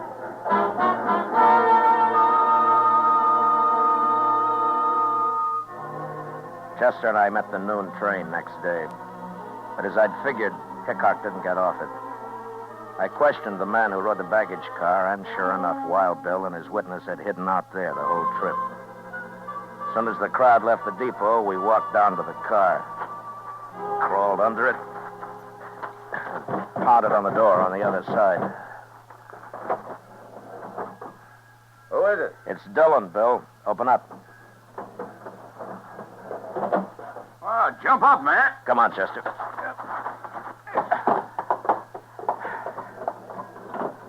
Oh, Matt, how are you? Oh, fine, Bill, fine. Oh, this is Chester Proudfoot. How do you do, Mr. Hickock? Chester. Sam, come over here. This is my witness, Sam Trimble. Howdy. Mr. Trimble. Are you still here, Matt? Yeah, but we better move fast. Matt, that judge up at Abilene's crazy, but he's still the judge. And he says Trimble here has to identify Teeters and Gridler before I arrest him this time. But, Bill, they can't be tried twice for the same crime. I know that, Matt, but I'm after them for a second murder they did. I'd suggest we just go kill them, but I've been waiting a long time to see these two hung, and by glory, I'm going to do it. You will if you're lucky. Tell me, Mr. Trimble, do these men know you on sight? Well, I'll tell you how it was, Marshal. I was in the stable where I worked, over in Abilene, that is, and a fella come in for his horse, and I went to get it for him. I heard some shooting, and then two men ran right past me. I got a good look at them, all right. They just killed that fella, too. You mean you don't know Teeters and Gridler? I never heard of them, Matt. There's no pictures of them I know of, but he can identify them when he sees them. Yeah, sure, but what about them? Will they recognize you, Mr. Trimble? Gosh, I don't know, Marshal. I hope not. They'd kill me on sight, wouldn't they? I hadn't thought of that. Well, you just do what we tell you to, and you'll come to no harm, Trimble. Dillon and I are a fair match for those two. If they start any trouble, we'll be on them so fast they'll die on their feet. Taking a terrible chance. I hadn't thought of that. Easy, Trimble, easy.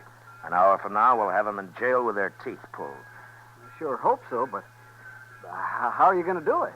Just go find them, that's all. As soon as we get them locked up, I'll buy you the biggest steak you ever ate, Trimble. Come on, let's go.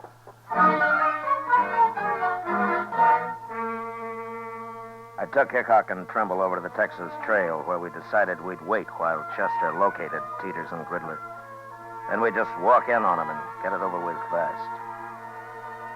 I introduced the two men to Kitty, and we ordered a couple of drinks for Trimble, who was getting jumpier by the minute. What are you two heroes doing? Getting this poor man drunk enough to fight him? Not exactly, Miss Kitty. He just lacks faith in us, that's all. I wouldn't have come if I'd thought about it. I sure would. Look, Trimble, it isn't often a man has both mine and Matt Dillon's guns behind him. You're as safe as you'd be in church. I don't go to church. Here, Mr. Trimble. Have another drink, huh? I will in a minute. I'm going out back first. Whatever you're up to, it's making him mighty nervous. Yeah. Well, I'll admit he usually leads a quieter life. He'll brag big, though, once he's back in Abilene. Yeah. Tell me, Bill, do you plan to stay in Abilene long? Oh, I don't know, Matt. Charlie Utter keeps talking to me about Deadwood. Oh, it's as dusty up in Deadwood as it is in Kansas. Yeah, I know, Miss Kitty, but Charlie thinks some of that dust is made of gold. Hey, What's that? I don't know, but I'm going to find out. I'll go with you, Matt. All right, stay in here, everybody.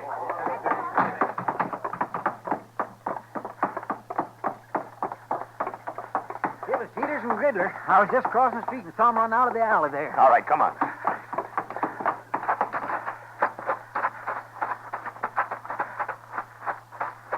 There he is. Yeah, it's Trimble. What happened, Trimble? They shot me. I was going to run away. And he got scared and ran right into him. Yeah, we shouldn't have let him alone at all. They said they saw me with you, Mr. Hickock. They said that's all they needed to know. And they shot me. Chester, go get the doc. Hurry. Yes. Tell me, Trimble. They were the men who killed that fellow in Abilene. You recognize them all right? No. No, I never saw these two before. It wasn't them. What? I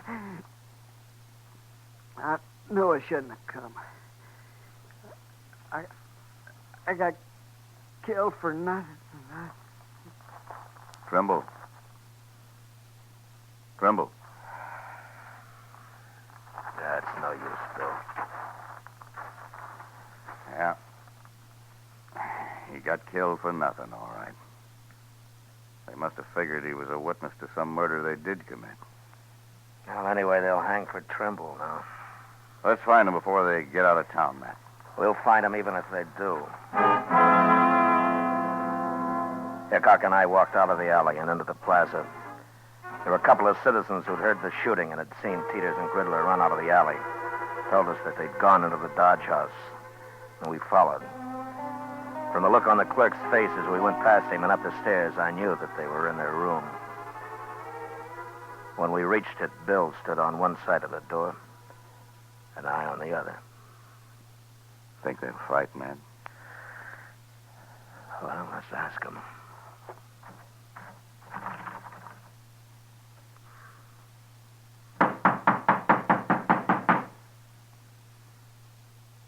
I told you they'd follow us, Teeters.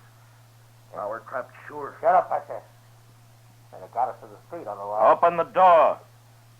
Throw your guns out. There's no use trying to fight. There's no use in hanging neither, Marshal. You can just take us the best way you can. No. Our chance hanging. We got off once. Till you get away from that door. I've listened to you enough. I ain't facing Dillon and Hickock both now. Hold your hands clear of that door. Peters, you shouldn't have...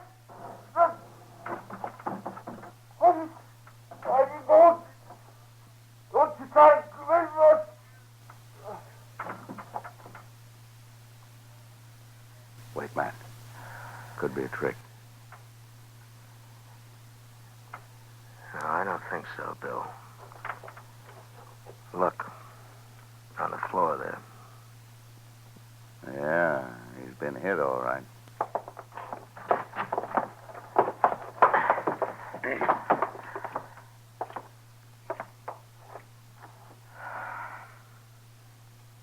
Well, they're both dead. Well, I sure never expected this. Saved us doing it, maybe. Riddler lost his nerve. Blast him. Shooting was too good for these two. I wanted to see him hung. Well, things don't always work out, Bill. No, they sure don't. Not lately, anyway. Matt, I think I'll go up to Deadwood with Charlie out of right soon after all. Maybe I can find me a little peace and quiet.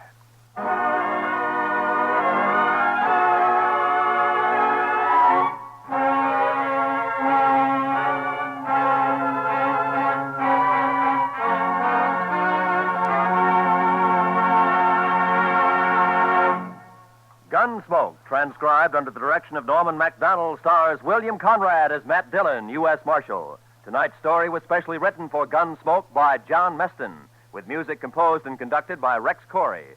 Featured in the cast were John McIntyre, Lawrence Dabkin, John Daner, Joe Duvall, and Harry Bartell. Parley Bear is Chester, Georgia Ellis is Kitty, and Howard McNear is Doc. Gunsmoke is heard by our troops overseas through the facilities of the Armed Forces Radio Service. Join us again next week as Matt Dillon, U.S. Marshal, fights to bring law and order out of the wild violence of the West in Gunsmoke.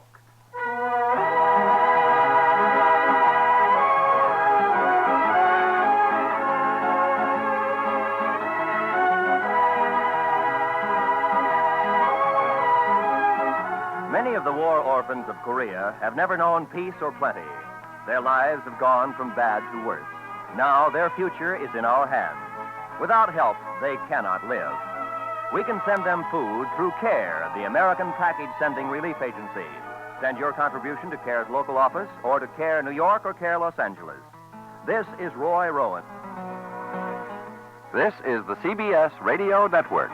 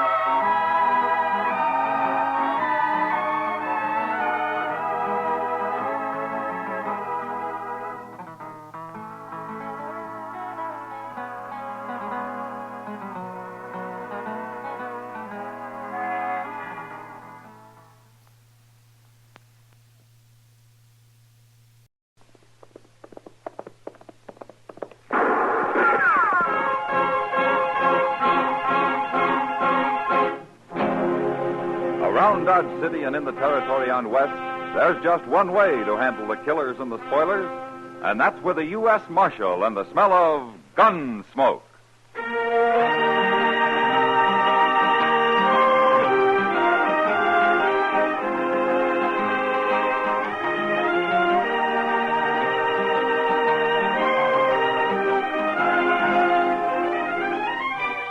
Gunsmoke, starring William Conrad. The story of the violence that moved west with young America. The story of a man who moved with it. Matt Dillon, United States Marshal.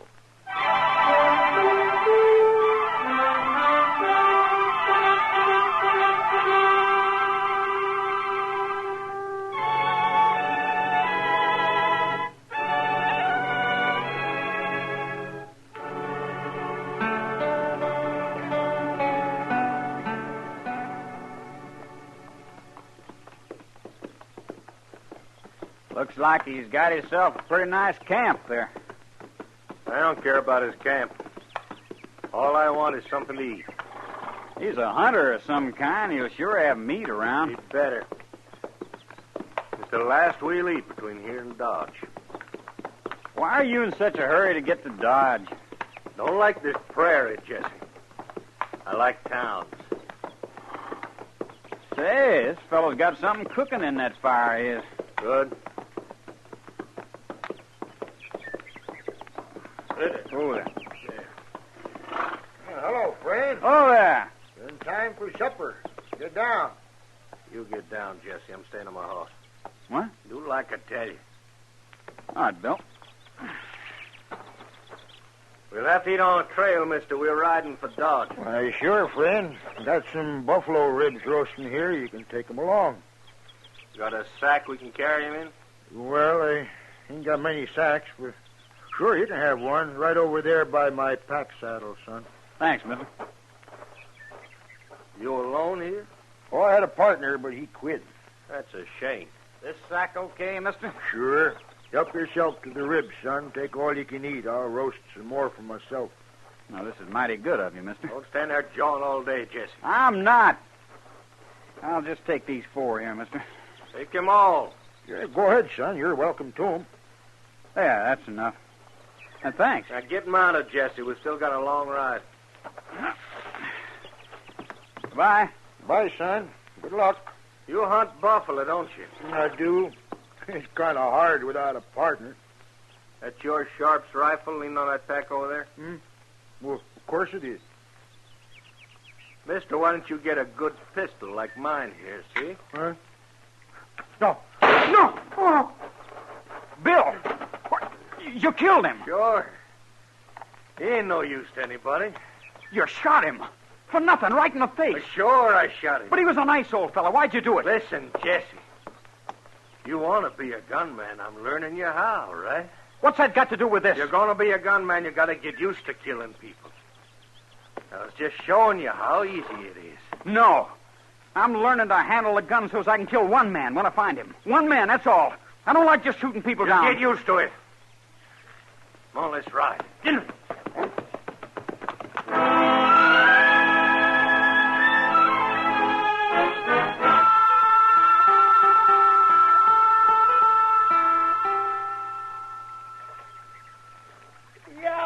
I got another one, Mr. Dillon. Look at him. Yeah, he's a good one, Chester. Bigger than any you caught, I'll bet you. I'm sure he is. I haven't caught any. Not one? I haven't even wet a line, Chester. Sometimes fishing's fun because you don't even have to fish. You mean I've been doing all the work while you was just sitting here on the bank watching the river? And enjoying myself. Did you catch enough for supper? If I throw half of them back, there won't be. Now, don't be muley, Chester. Next time I'll do the fishing and you can be lazy. Tomorrow? All right, tomorrow. What's that?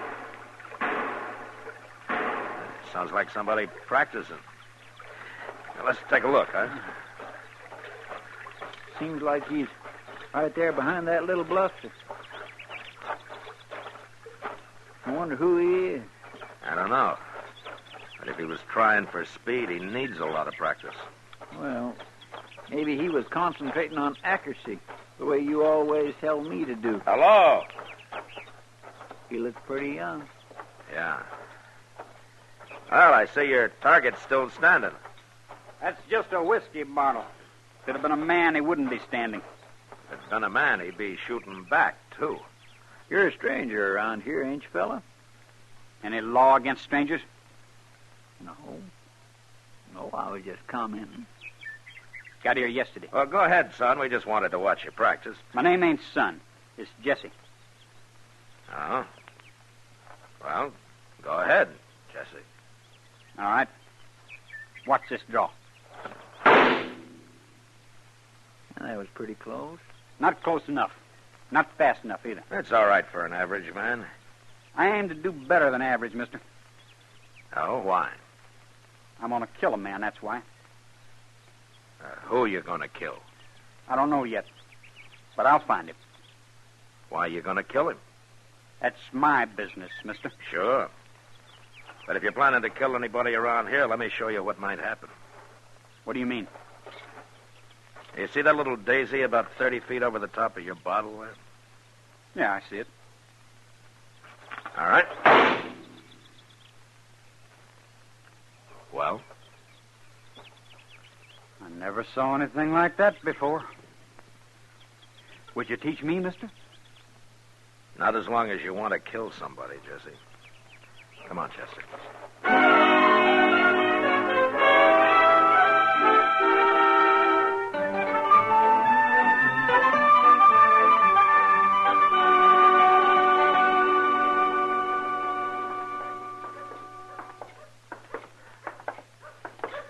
I suppose we ought to ask Doc to eat these catfish with us, Mr. Dillon. You caught them, Chester. It's your party.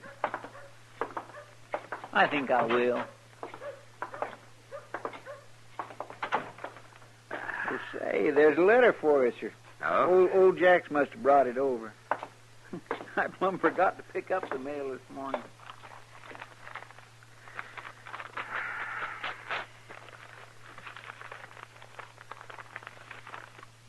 Just important, Mr. Dillon? No, not particularly. Some Luke Short. He's sheriff now down in Amarillo. Says one of Quantrill's old men's headed back to Kansas, maybe to start bushwhacking again. Well, not much I can do about that. What's his name? Stapp. I never heard of him. No, I never heard of him neither. Well, hello, Doc. Hello, Chester. Doc. Do you men want to have a small beer with me? Well, I better take care of my fish if we're going to have them for supper. You're invited, Doc. Well, thank you, Chester. I'll be there, sure. Well, how about you, Matt? Want a beer? Okay, Doc, I'll go with you. Well, now, don't forget supper. We won't. Bye, Chester.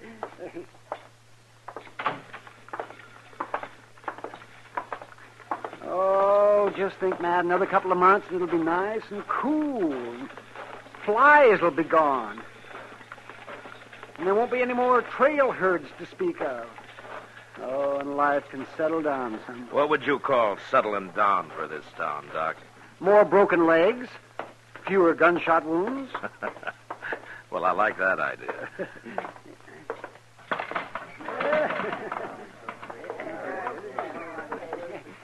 2 beers, Sam. There he is, Bill. That's the man I told you about. Oh, hello, Jesse. Hello.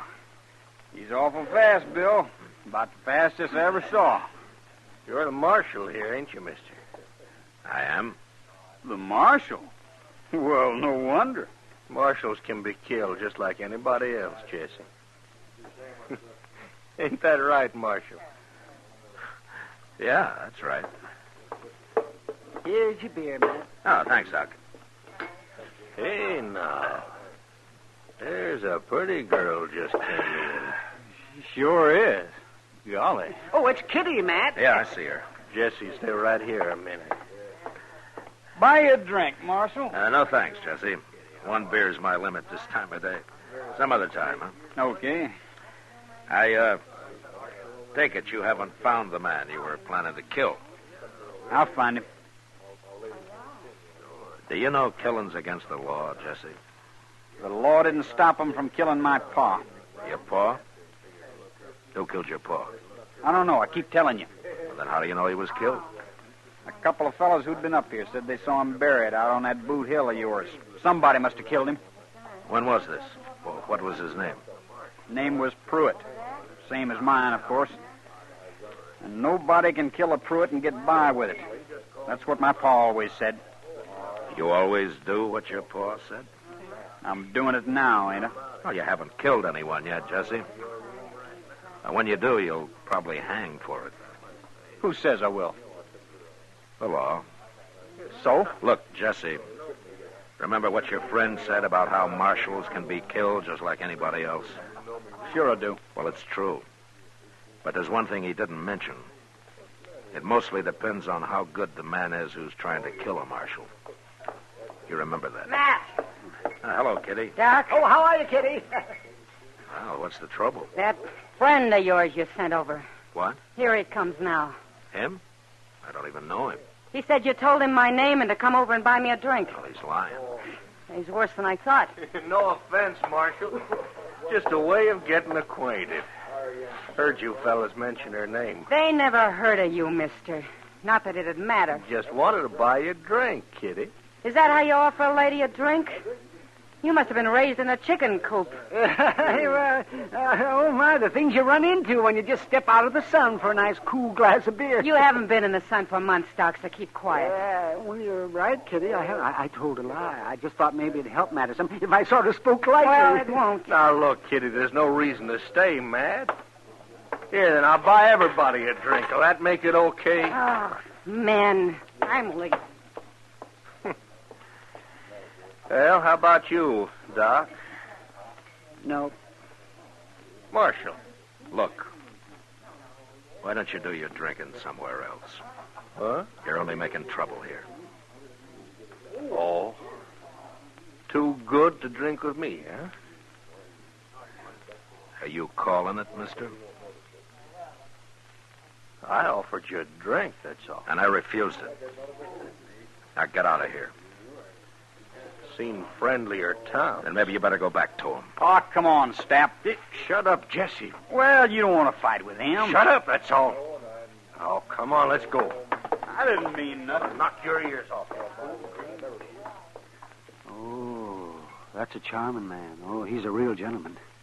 You shouldn't run a fine man like that out of Dodge, Matt. I didn't, Doc. I know. You started to, and then you stopped. Why? The kid spoke up just in time. I didn't know his name was Stap. I'd like to keep an eye on him. Oh, I see. What about that boy, Jesse? You really think his father was killed here? It happened while you were in St. Louis last winter, Doc. He was killed here, all right. Is that so? Oh, yes. Then there will be trouble. Who killed him, Matt? I did, Doc. I killed him.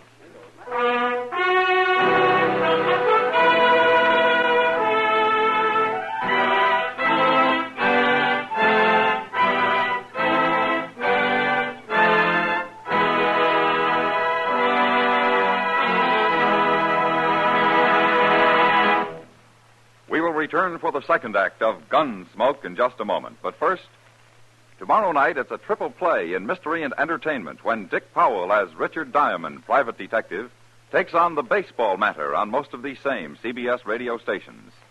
Yes, you'll want to be listening every minute when Diamond, played by Dick Powell, embarks on a thrilling manhunt for a missing second baseman. It's tomorrow evening at the Star's Address. Don't miss it. Now the second act of Gunsmoke.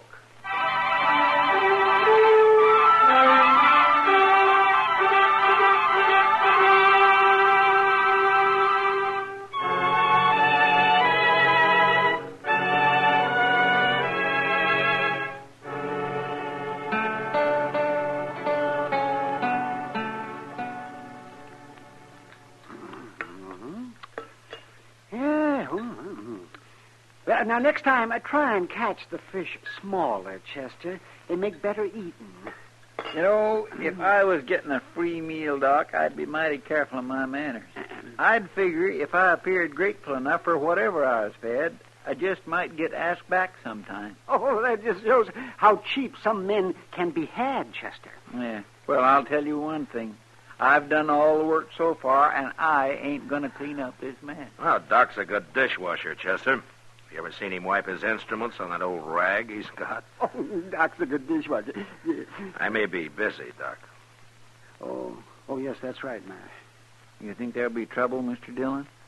Well, there are a lot of men around Dodge who'll remember who killed Jesse Pruitt's father when he starts asking questions. Maybe it'd be a good idea to get that Stap out of the way first. Why don't you go arrest him? I'd only have to turn him loose later. It'd be a pity for you to shoot a young man like Jesse, Matt. Seems awful somehow. I don't like the idea any better than you do, Doc. It looks to me like Stap's got a lot to do with this. Whatever he's got in mind... Chester, it's hard to say what's in the mind of a man like Stap. I figure him for nothing but a killer. Pure and simple. Just a killer. Yes, but you backed him down this afternoon, Matt. I didn't say he's a gunman, Doc. A gunman will take his chances. I doubt if Stap will. Open it, Chester. And stand out of the way. Yes, sir. Yes, well, I'm getting out of the way, too.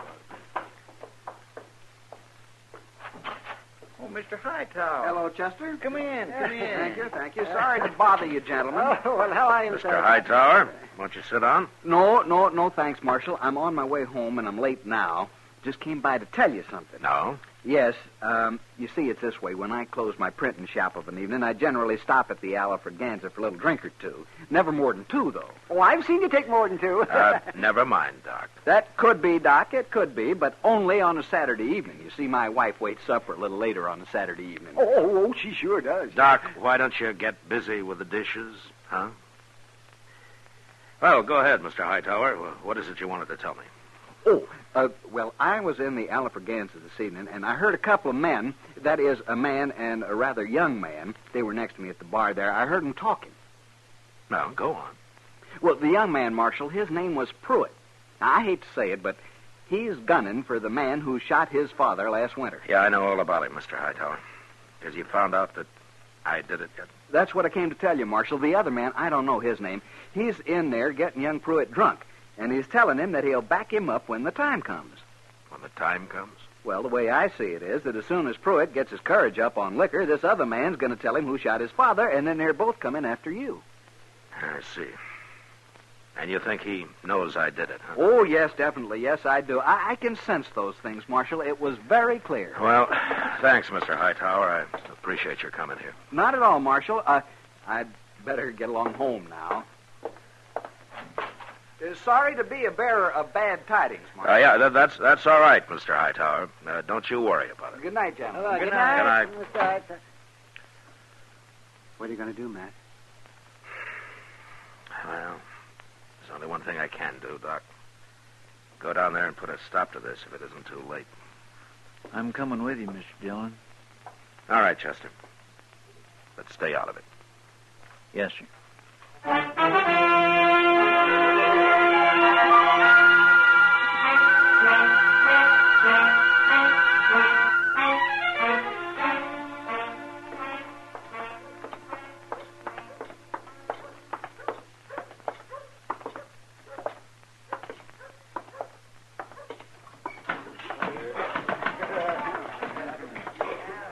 Wait here, Chester. Yes, sir.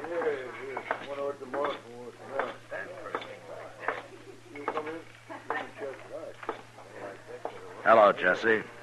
Well, it's the Marshal again. Have a drink, Marshal. No thanks, Jesse. Marshal is pretty choosy who he drinks with, kid. Yeah, I am. But I'll have a drink with you tomorrow, Jesse. No, not tomorrow. We won't be friends tomorrow. Why not? Stapp knows who killed my pa. He's going to tell me pretty soon.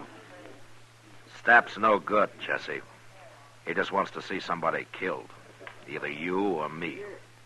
You or me? That's right. I killed your father.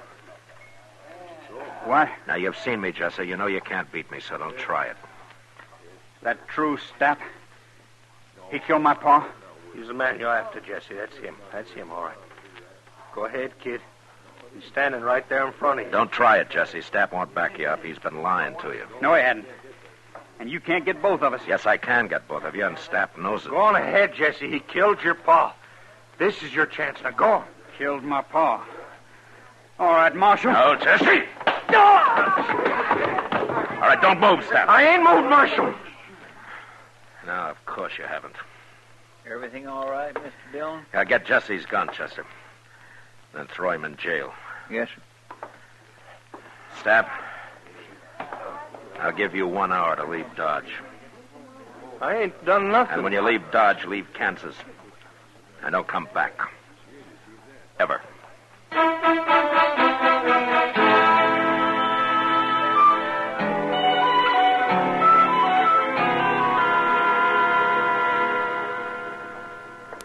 Jesse's feeling better now, Mr. Dillon.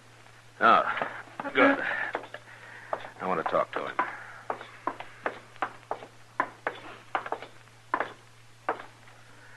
Unlock his cell, will you, Chester? Yes, sir.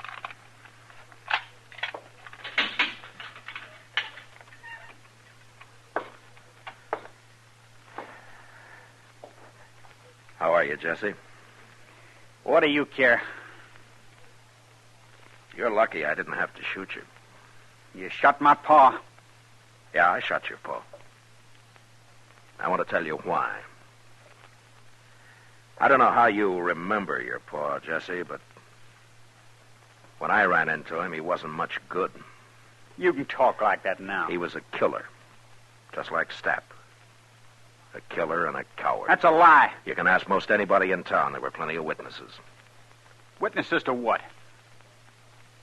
Your pa shot a woman, Jesse. He was drunk, and he put a bullet right in her face at the bar of the Longhorn. And he ran out and jumped on a horse. I tried to wing him, but I missed, and I killed him. That true? That's true.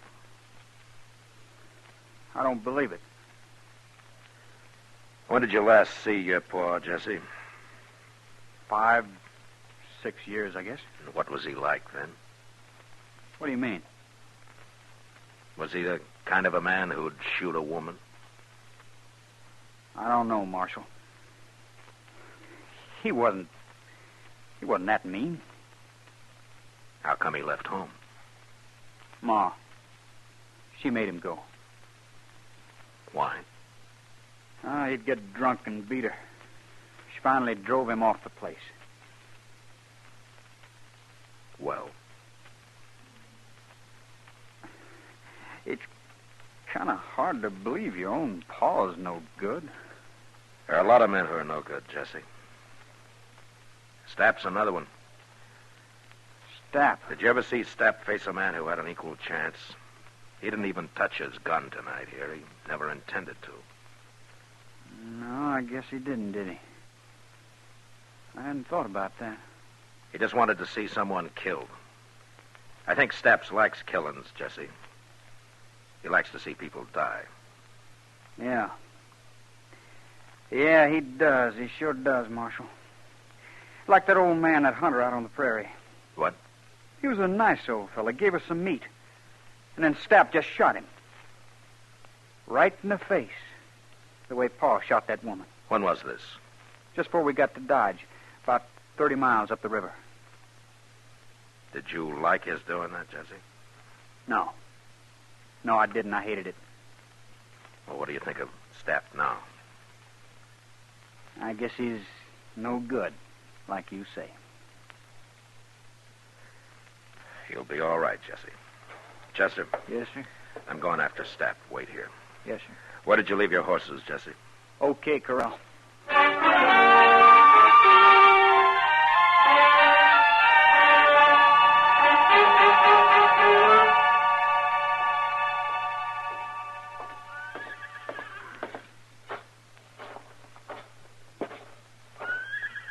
Hello, Pete. Are you, Marshal? I'm looking for a man, Pete. He might be in your stables. There's a man in there, Marshal. Do you know him? Stranger. Been here a couple of days. Rode in with a young fellow. That's him. He's saddling up. Last stall on the left. Going to be a fight, Marshal? I don't know, Pete. But you better take cover. I sure will. You bet I will.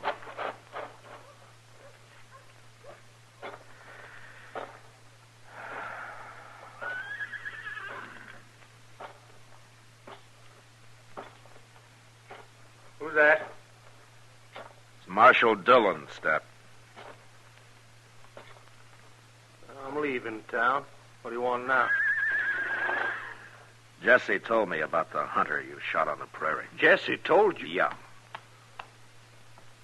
Well, he's lying. He's just a kid, Marshal. You ain't going to believe him. I believe him, Stapp. Jesse shot him. That's why he's lying. No, Jesse didn't shoot him, Stapp. I'm arresting you for murder. No, I ain't gonna hang, Marshal. No, I can't hang. Easy, Stapp. You'll get a fair trial. No, I can't hang. No. No, I'll die here. Hold it!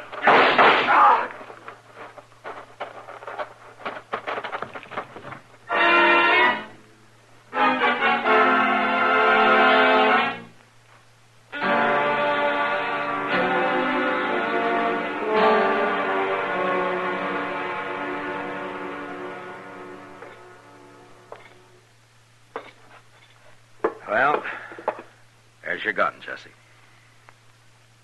I don't want it, Marshal. Wait. You sure? I'm through with guns. What'd you pay for it, Jesse? $10. $10. All right, I'll buy it. Here. I could use the money, all right. Well, take it. Well, thank you, Marshal. You know where I could get a job? Yeah, I think so, Jesse. Why don't you go see Frank Snyder out at the L.O.? It's on the Pawnee, straight north of here. Tell him I sent you. All right, I will.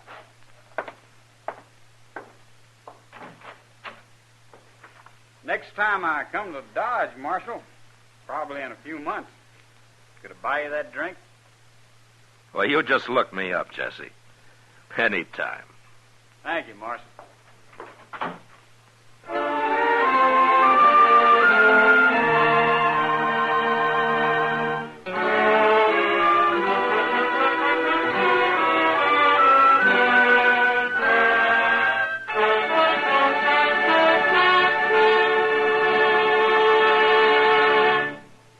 Gunsmoke, under the direction of Norman Macdonald, stars William Conrad as Matt Dillon, U.S. Marshal.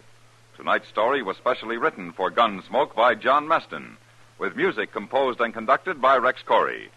Featured in the cast were Sam Edwards, Lawrence Dobkin, Harry Bartell, and John Daner. Parley Bear is Chester, Georgia Ellis is Kitty, and Howard McNear is Doc. Gunsmoke has been selected by the Armed Forces Radio Service to be heard by our troops overseas. Join us again next week as Matt Dillon, U.S. Marshal, fights to bring law and order out of the wild violence of the West in Gunsmoke.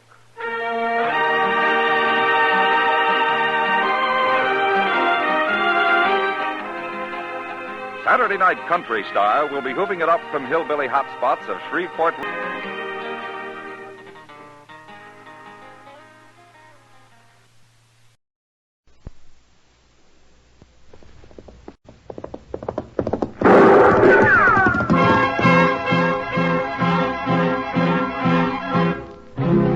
Around Dodge City and in the territory on West, there's just one way to handle the killers and the spoilers, and that's with a U.S. Marshal and the smell of Gunsmoke.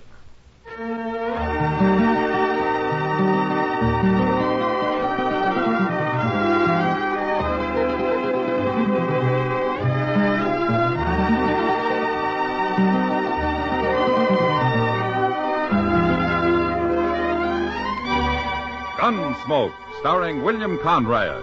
The story of the violence that moved west with young America. The story of a man who moved with it. Matt Dillon, United States Marshal.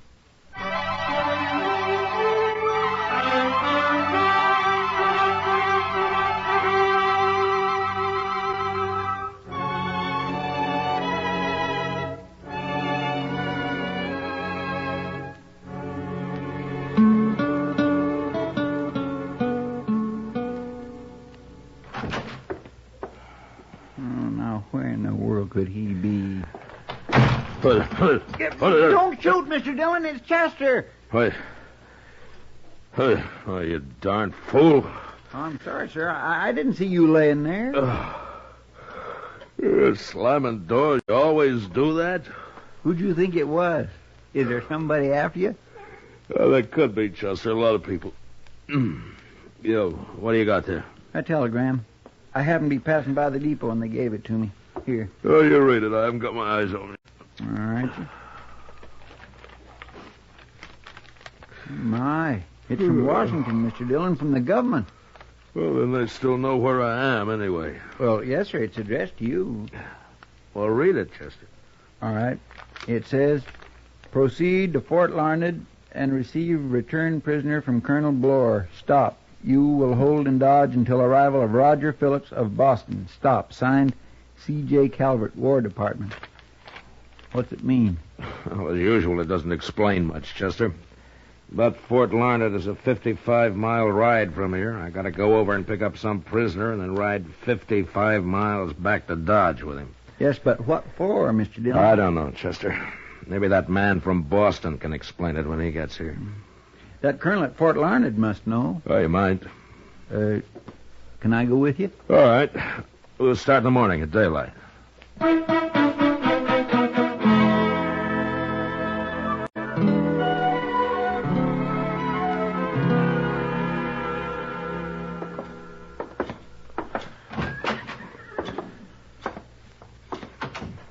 Have a chair, Marshal. Oh, thank you. Our quarters aren't luxurious here, but we'll find a place of some sort for you tonight. Well, there are two of us, Colonel. Oh, fine. And when will you want to start back to Dodge? Tomorrow, if the prisoner's ready. Prisoner? Now, don't tell me they got everything mixed up again. I came here to pick up a returned prisoner, whatever that is. And that's the only description you had? That's all. I'm to hold him in Dodge till somebody from Boston comes after him. I'd better explain, Marshal. The prisoner was a captive of the Cheyennes and returned to us several weeks ago. Oh, I see. Well, can't you keep him here at Fort Larned or just send him home? It's a woman, Marshal. What? Mrs. Phillips. And the man who's coming out from Boston for her is her husband. It'll take him several weeks, so it was thought best that Mrs. Phillips should be in Dodge. I never heard of sending a woman to Dodge for her to be better off. But I'll take her there, and that's what they want. Where'd you find her, anyway? Well, perhaps I should tell you the whole story. Mrs. Phillips was captured while traveling to join her husband in Denver 10 years ago. 10 years? That's a long time for a woman to live with Indians. Yes, it is. Her stage was attacked by the Cheyennes, and everyone but her was killed. Yeah. Well, how'd you get hold of her? She won't talk much, Marshal, but evidently she managed to escape. You see, we were chasing a band of Cheyennes led by Chief Blackhorn a few weeks back, and we ran into Mrs. Phillips and a girl out on the prairie. A girl? A Cheyenne, not a white girl. Now, that's strange. But anyway, what are you going to do with the girl, Colonel? It's all been decided in Washington. She's to go onto a reservation. Oh, well, good. Then I don't have to worry about her. Well, I'm afraid, Marshal, it's going to take a little time. Huh? What do you mean? Mrs. Phillips absolutely refuses to be separated from her. But right now I have to take them both to Dodge, huh? I'm afraid so. I'll send for the girl when Mrs. Phillips goes home. How old's the girl, Colonel? Perhaps somewhere between 8 and 12. Well, I suppose I'll meet him at supper. I don't think so. She insists on eating alone with the girl. Oh, and by the way, they're both still in Indian dress. You'll have to do something about that in Dodge. Colonel, do you have a bottle of good whiskey hidden in that desk? Of course I have, Marshal. But don't worry. I'm sure everything will go smoothly. Sure.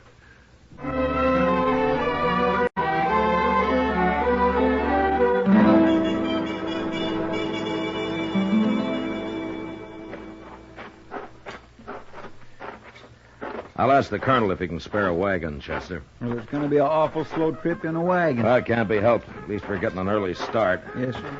Hey, by golly, there's the colonel. Soldiers always get up early, Chester. That would keep me out of the Army all by itself. Well, good morning, Colonel. Good morning, Marshal. Chester. Good morning, sir. Mrs. Phillips is waiting inside, Marshal. Shall we go in? Oh, well, you better stay here, Chester. Yes, sir.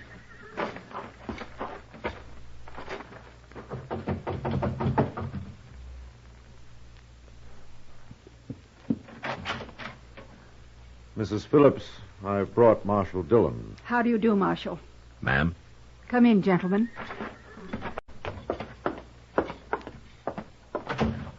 This is Gray Fawn. You may call her Fawn if you prefer. Oh? Does she speak English, ma'am? A little, but you mustn't expect her to talk. She's a little too frightened of white men. I've come to take you to Dodge, Miss Phillips. I know. It's very kind of you. We're ready. Good. I forgot to ask you, Colonel, if I could borrow a wagon. Why, certainly, Marshal. And I'll send a soldier along to drive it. That won't be necessary, gentlemen. Fawn and I have horses, and we can ride. That's a long trip, ma'am. I'm sure we've made longer ones, Marshal. We're ready to leave when you are. I'll have your horses brought up at once, Mrs. Phillips. Thank you, Colonel. It's 55 miles, ma'am, and there's no place to spend the night. You forget, Marshal. I've been a Cheyenne for 10 years. All right. Well, let's get started.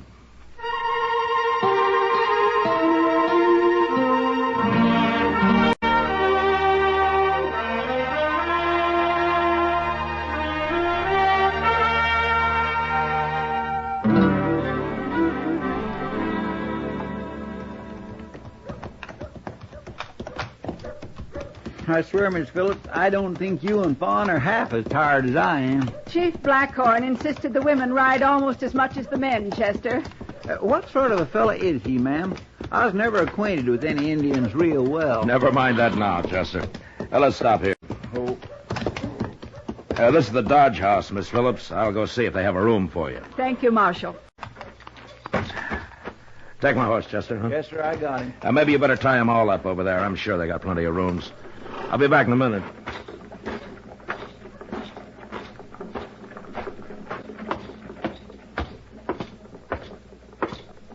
Good evening, Hank. Hello, Marshal. Where you been? I got a couple of women outside, Hank. They'll want a room here for maybe, 2 weeks. And so? Sure, Marshal, sure. I need some guests in this place. 2 weeks. That's fine. Give me your best room. They've come a long way. Certainly, certainly. You just bring them right in. Chester. Yes, sir? It's okay. Come on in. Where are they from, Marshal? Well, it's a long story, Hank, and don't ask them. Okay. Well, I'll be. Is this them? This is Hank Risling, Miss Phillips. Mrs. Phillips? I'll get you some different clothes tomorrow, ma'am. That's all right, Marshal. You really a white woman? Yeah, of course she is. What about the girl? The girl's Cheyenne, but she's staying with Miss Phillips. No, not here she ain't. Now listen to me, Hank. Miss Phillips has been a captive of the Cheyennes for 10 years. She got away and brought this girl with her, and they're tired, and they want a room. Never mind, Marshal. It doesn't matter. The white lady can stay here, but I ain't taking in no filthy Indians. You should be ashamed. And by tomorrow, you'll have to get out of that costume yourself. Shut up, Hank. I ain't running no hotels for Indians. Or, come to think of it, even for them that looks like Indians. No! Come on, let's get out of here. I apologize for him, Miss Phillips. There'll only be trouble. I knew it. Now, I'll find a place for you. Don't worry. Chester? Go over there and get Kitty, huh? Tell her I want to see her right away. Yes, sir. It isn't going to work, Marshal. Now, ma'am, nobody's going to bother you. I promise you they won't. It's been so long. So much has happened. But you've escaped now. You're out of it. No, Marshal, I didn't escape. What? I couldn't have escaped. I was allowed to leave. And Fawn was allowed to go with me. I never heard of Indians doing that before. It was the chief, Blackhorn. But why? Well, you may not understand it. But after the first few years, after I adapted myself to the tribe and its ways, I was treated kindly. But even so, I knew I could never be happy with the Cheyennes away from my own people. And so Blackhorn just let you come back? Yes. I know it seems strange, but he's a strong man, Marshal. A very strong man. All right. But what about Fawn here? He must have known she'd end up on a reservation. No, never. Hello, Matt. Oh, Kitty, this is Miss Phillips. I know. Chester told me. I'm glad to meet you, Mrs. Phillips. Thank you, Kitty. I got a room for you and the girl. It's out back of the Texas Trail. Belongs to a friend of mine. She'll move in with me while you need it. Oh, that's very kind of you. And her. Well, I was never caught by the Indians, but I know what it's like to be a stranger in town. Come on, I'll show it to you, and then we can get something to eat. I hope I can repay you. Nonsense. Take the horses, will you, Chester? Yes, sir. Shall we go, Mrs. Phillips? Excuse me, Kitty. I want to say something to the marshal first. Sure. Here, Fawn, you take my hand. We'll walk on ahead. What is it, ma'am? A moment ago, you asked about Fawn. You said she'd go to a reservation. Well, that's what the colonel said. Fawn will stay with me. Always. Well, I guess you're pretty fond of her. Yes, I am. You see, Marshal, Fawn is my daughter.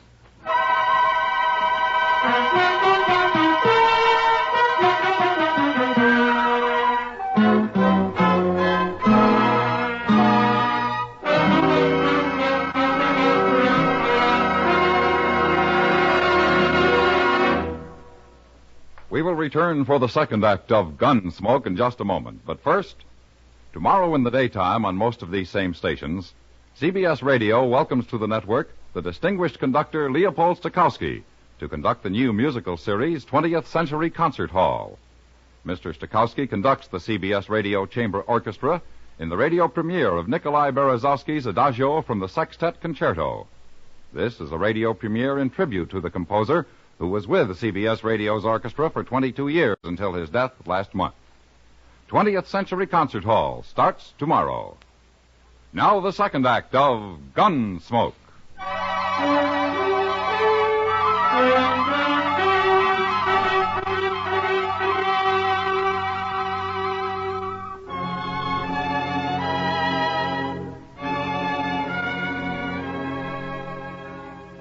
It took a lot of courage for Miss Phillips to come back into the white man's world after 10 years among the Cheyennes, and to bring her daughter with her. I didn't tell anybody about it. I figured she'd talk for herself when the time came. A week passed, and while the people of Dodge regarded Miss Phillips as a curiosity, they didn't take to her treating the child as an equal. And so they avoided them both. Kitty looked after them, though, and I saw them whenever I could. But it was Doc they really impressed. I never saw such a pair, Matt. Why, well, they'll live to be 100, both of them. Well, they look healthy, all right. Ah, there are a couple of chairs, Doc.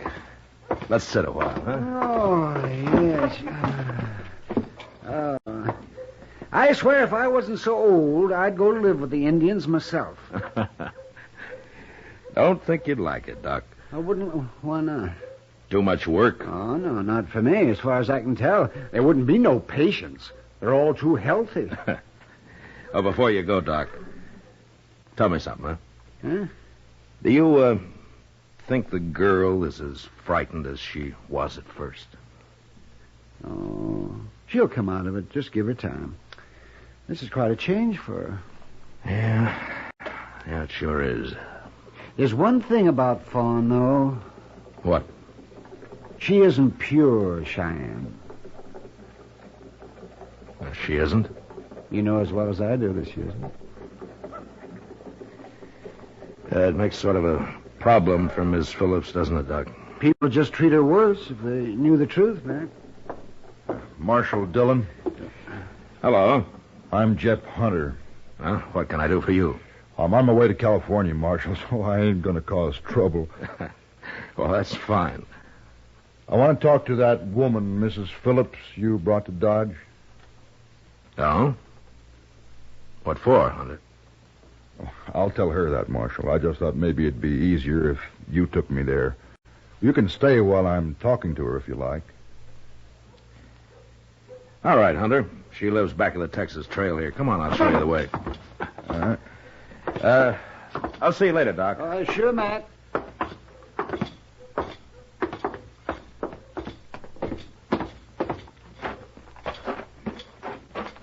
You live around here? Oh, I've been ranching, Marshal. It's too cold winters. I'm going to California. No? Yeah. Family? No, I'm alone. No. Ah, here we are.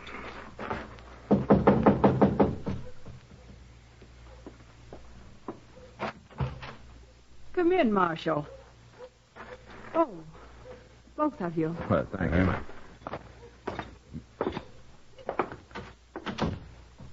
Miss Phillips, this is Jeff Hunter.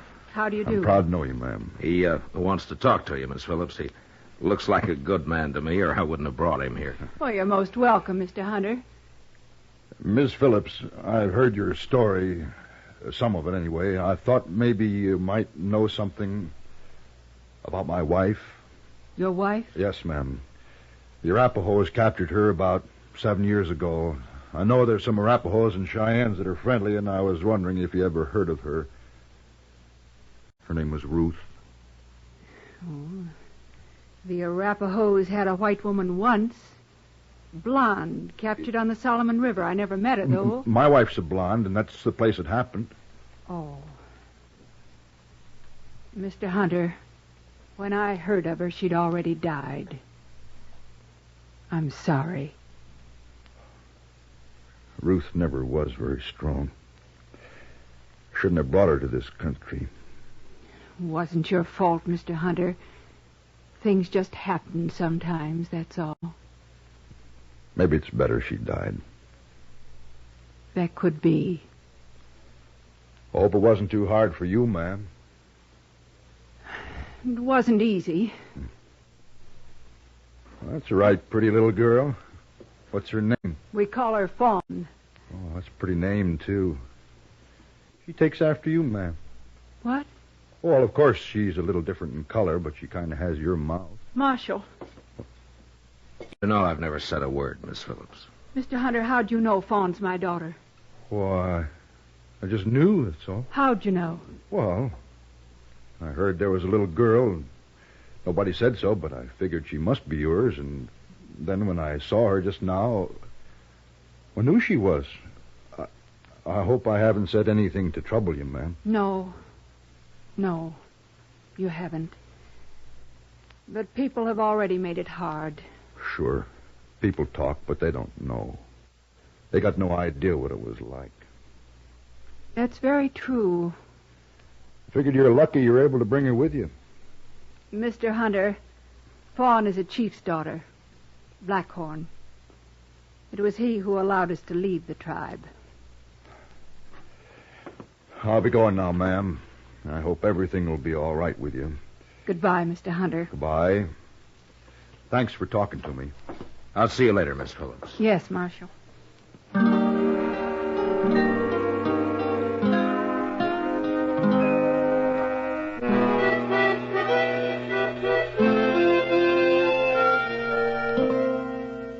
Jeb Hunter didn't leave Dodge right away. Kitty told me that he ran into Miss Phillips on the street the next day, and they had another conversation. Later, I heard he took her and the girl fishing. I figured he was good company for him, and no harm could come of it. I was busy, and I sort of forgot about him for a few days, when one morning a man walked into the office. Marshal Dillon? I'm Phillips. Roger Phillips. I've come for my wife. Well, when did you get into Dodge? Oh, I came in the Santa Fe last night. Last night? I thought it wisest to wait till morning. Oh. Well, it's your business, Phillips. Chester, go tell Miss Phillips her husband's here. I'll bring him over in a few minutes. Yes, sir. I'll go tell her, Mr. Dillon.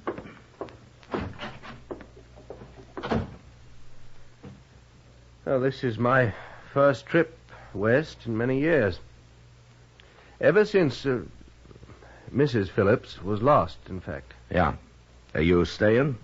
Staying? Oh, no. No, we'll go straight back to Boston. I much prefer it there. I see. Well, Miss Phillips is fine, although I have an idea you'll see some changes in her. I expect that. She's been through a terrible experience, Marshal. Of course, we'll get her back to normal soon enough. Seems pretty normal to me right now. Really? That's hard to imagine after 10 years among the savages. I only hope she hasn't, lost too much. She was a well-bred woman, Marshal, and She still is. She's just learned more. I told her, Mr. Dillon. All right, Chester. I'll show you where she's staying, Phillips. Come along.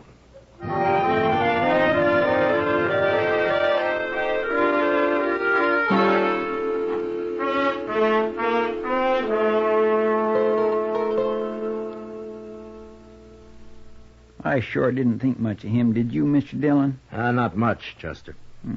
Awful uppity. Seems a shame. A fine woman like that. Well, maybe she can handle him. If he's worth handling. It's not our problem, Chester. Well, no, sir, I guess not. Marshal, I want to talk to you. Good morning, Miss Phillips. Good morning, Marshal. Now, Marshal, you listen to me. Yeah? What is it? Well, I've just learned the full truth. I understand you've known about it all along. I hope you'll forgive me, Marshal. I told him you knew. There's nothing wrong with that, ma'am. The whole thing is wrong. A girl will go to a reservation where she belongs. This was arranged in Washington. No, Marshal. Roger. Never, never. Now, wait a minute, ma'am. Look, Phillips, the colonel at Fort Larned, told me the arrangements, but he didn't know the facts, and neither did the people in Washington. Things are a little different now, don't you think? Well, you can hardly expect me to take that girl back to Boston. It's up to you, I guess. Well, then go over there and get her, Marshal.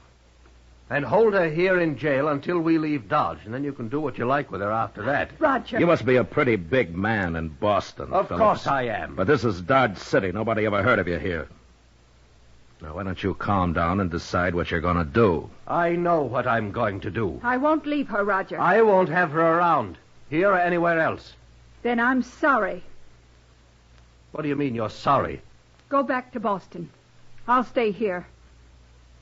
Do you know what you're saying? Yes, I do. I'll divorce you. You'll never get a penny. I don't want your money. I wouldn't have it. Very well, then. Stay. No longer anything but a squaw anyway.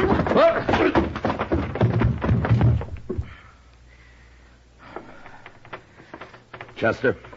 Yes, sir? There's a train east leaving soon. Throw him on it. Oh, I'll do it gladly, Mr. Dillon. Miss Phillips, go to your place and wait there for me, huh? I won't be long. All right, Marshal.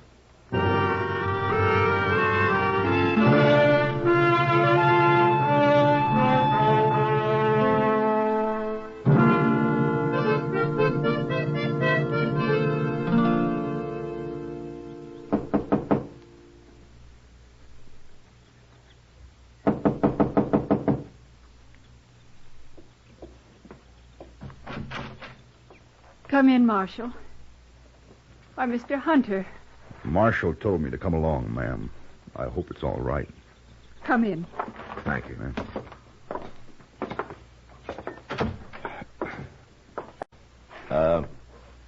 Miss Phillips, I told Hunter here that your husband arrived and that he's left.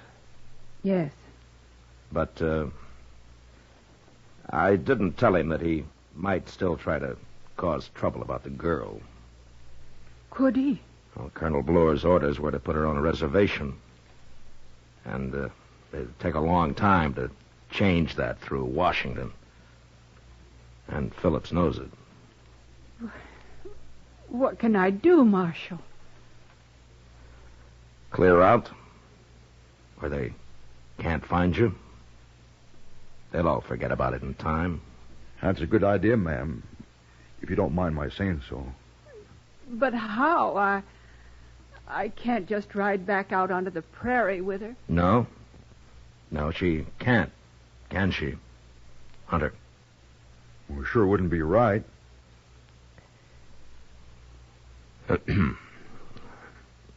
Well?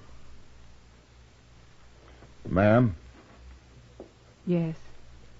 I'm headed for California, like I told you. I can leave any time. I got plenty of room for two more, like you and your pretty little girl. Do you really want us? Well, I'll tell you. I've been waiting around Dodge so as I'd be sure that you were going to be all right. You understand? Yes. Yes, I understand.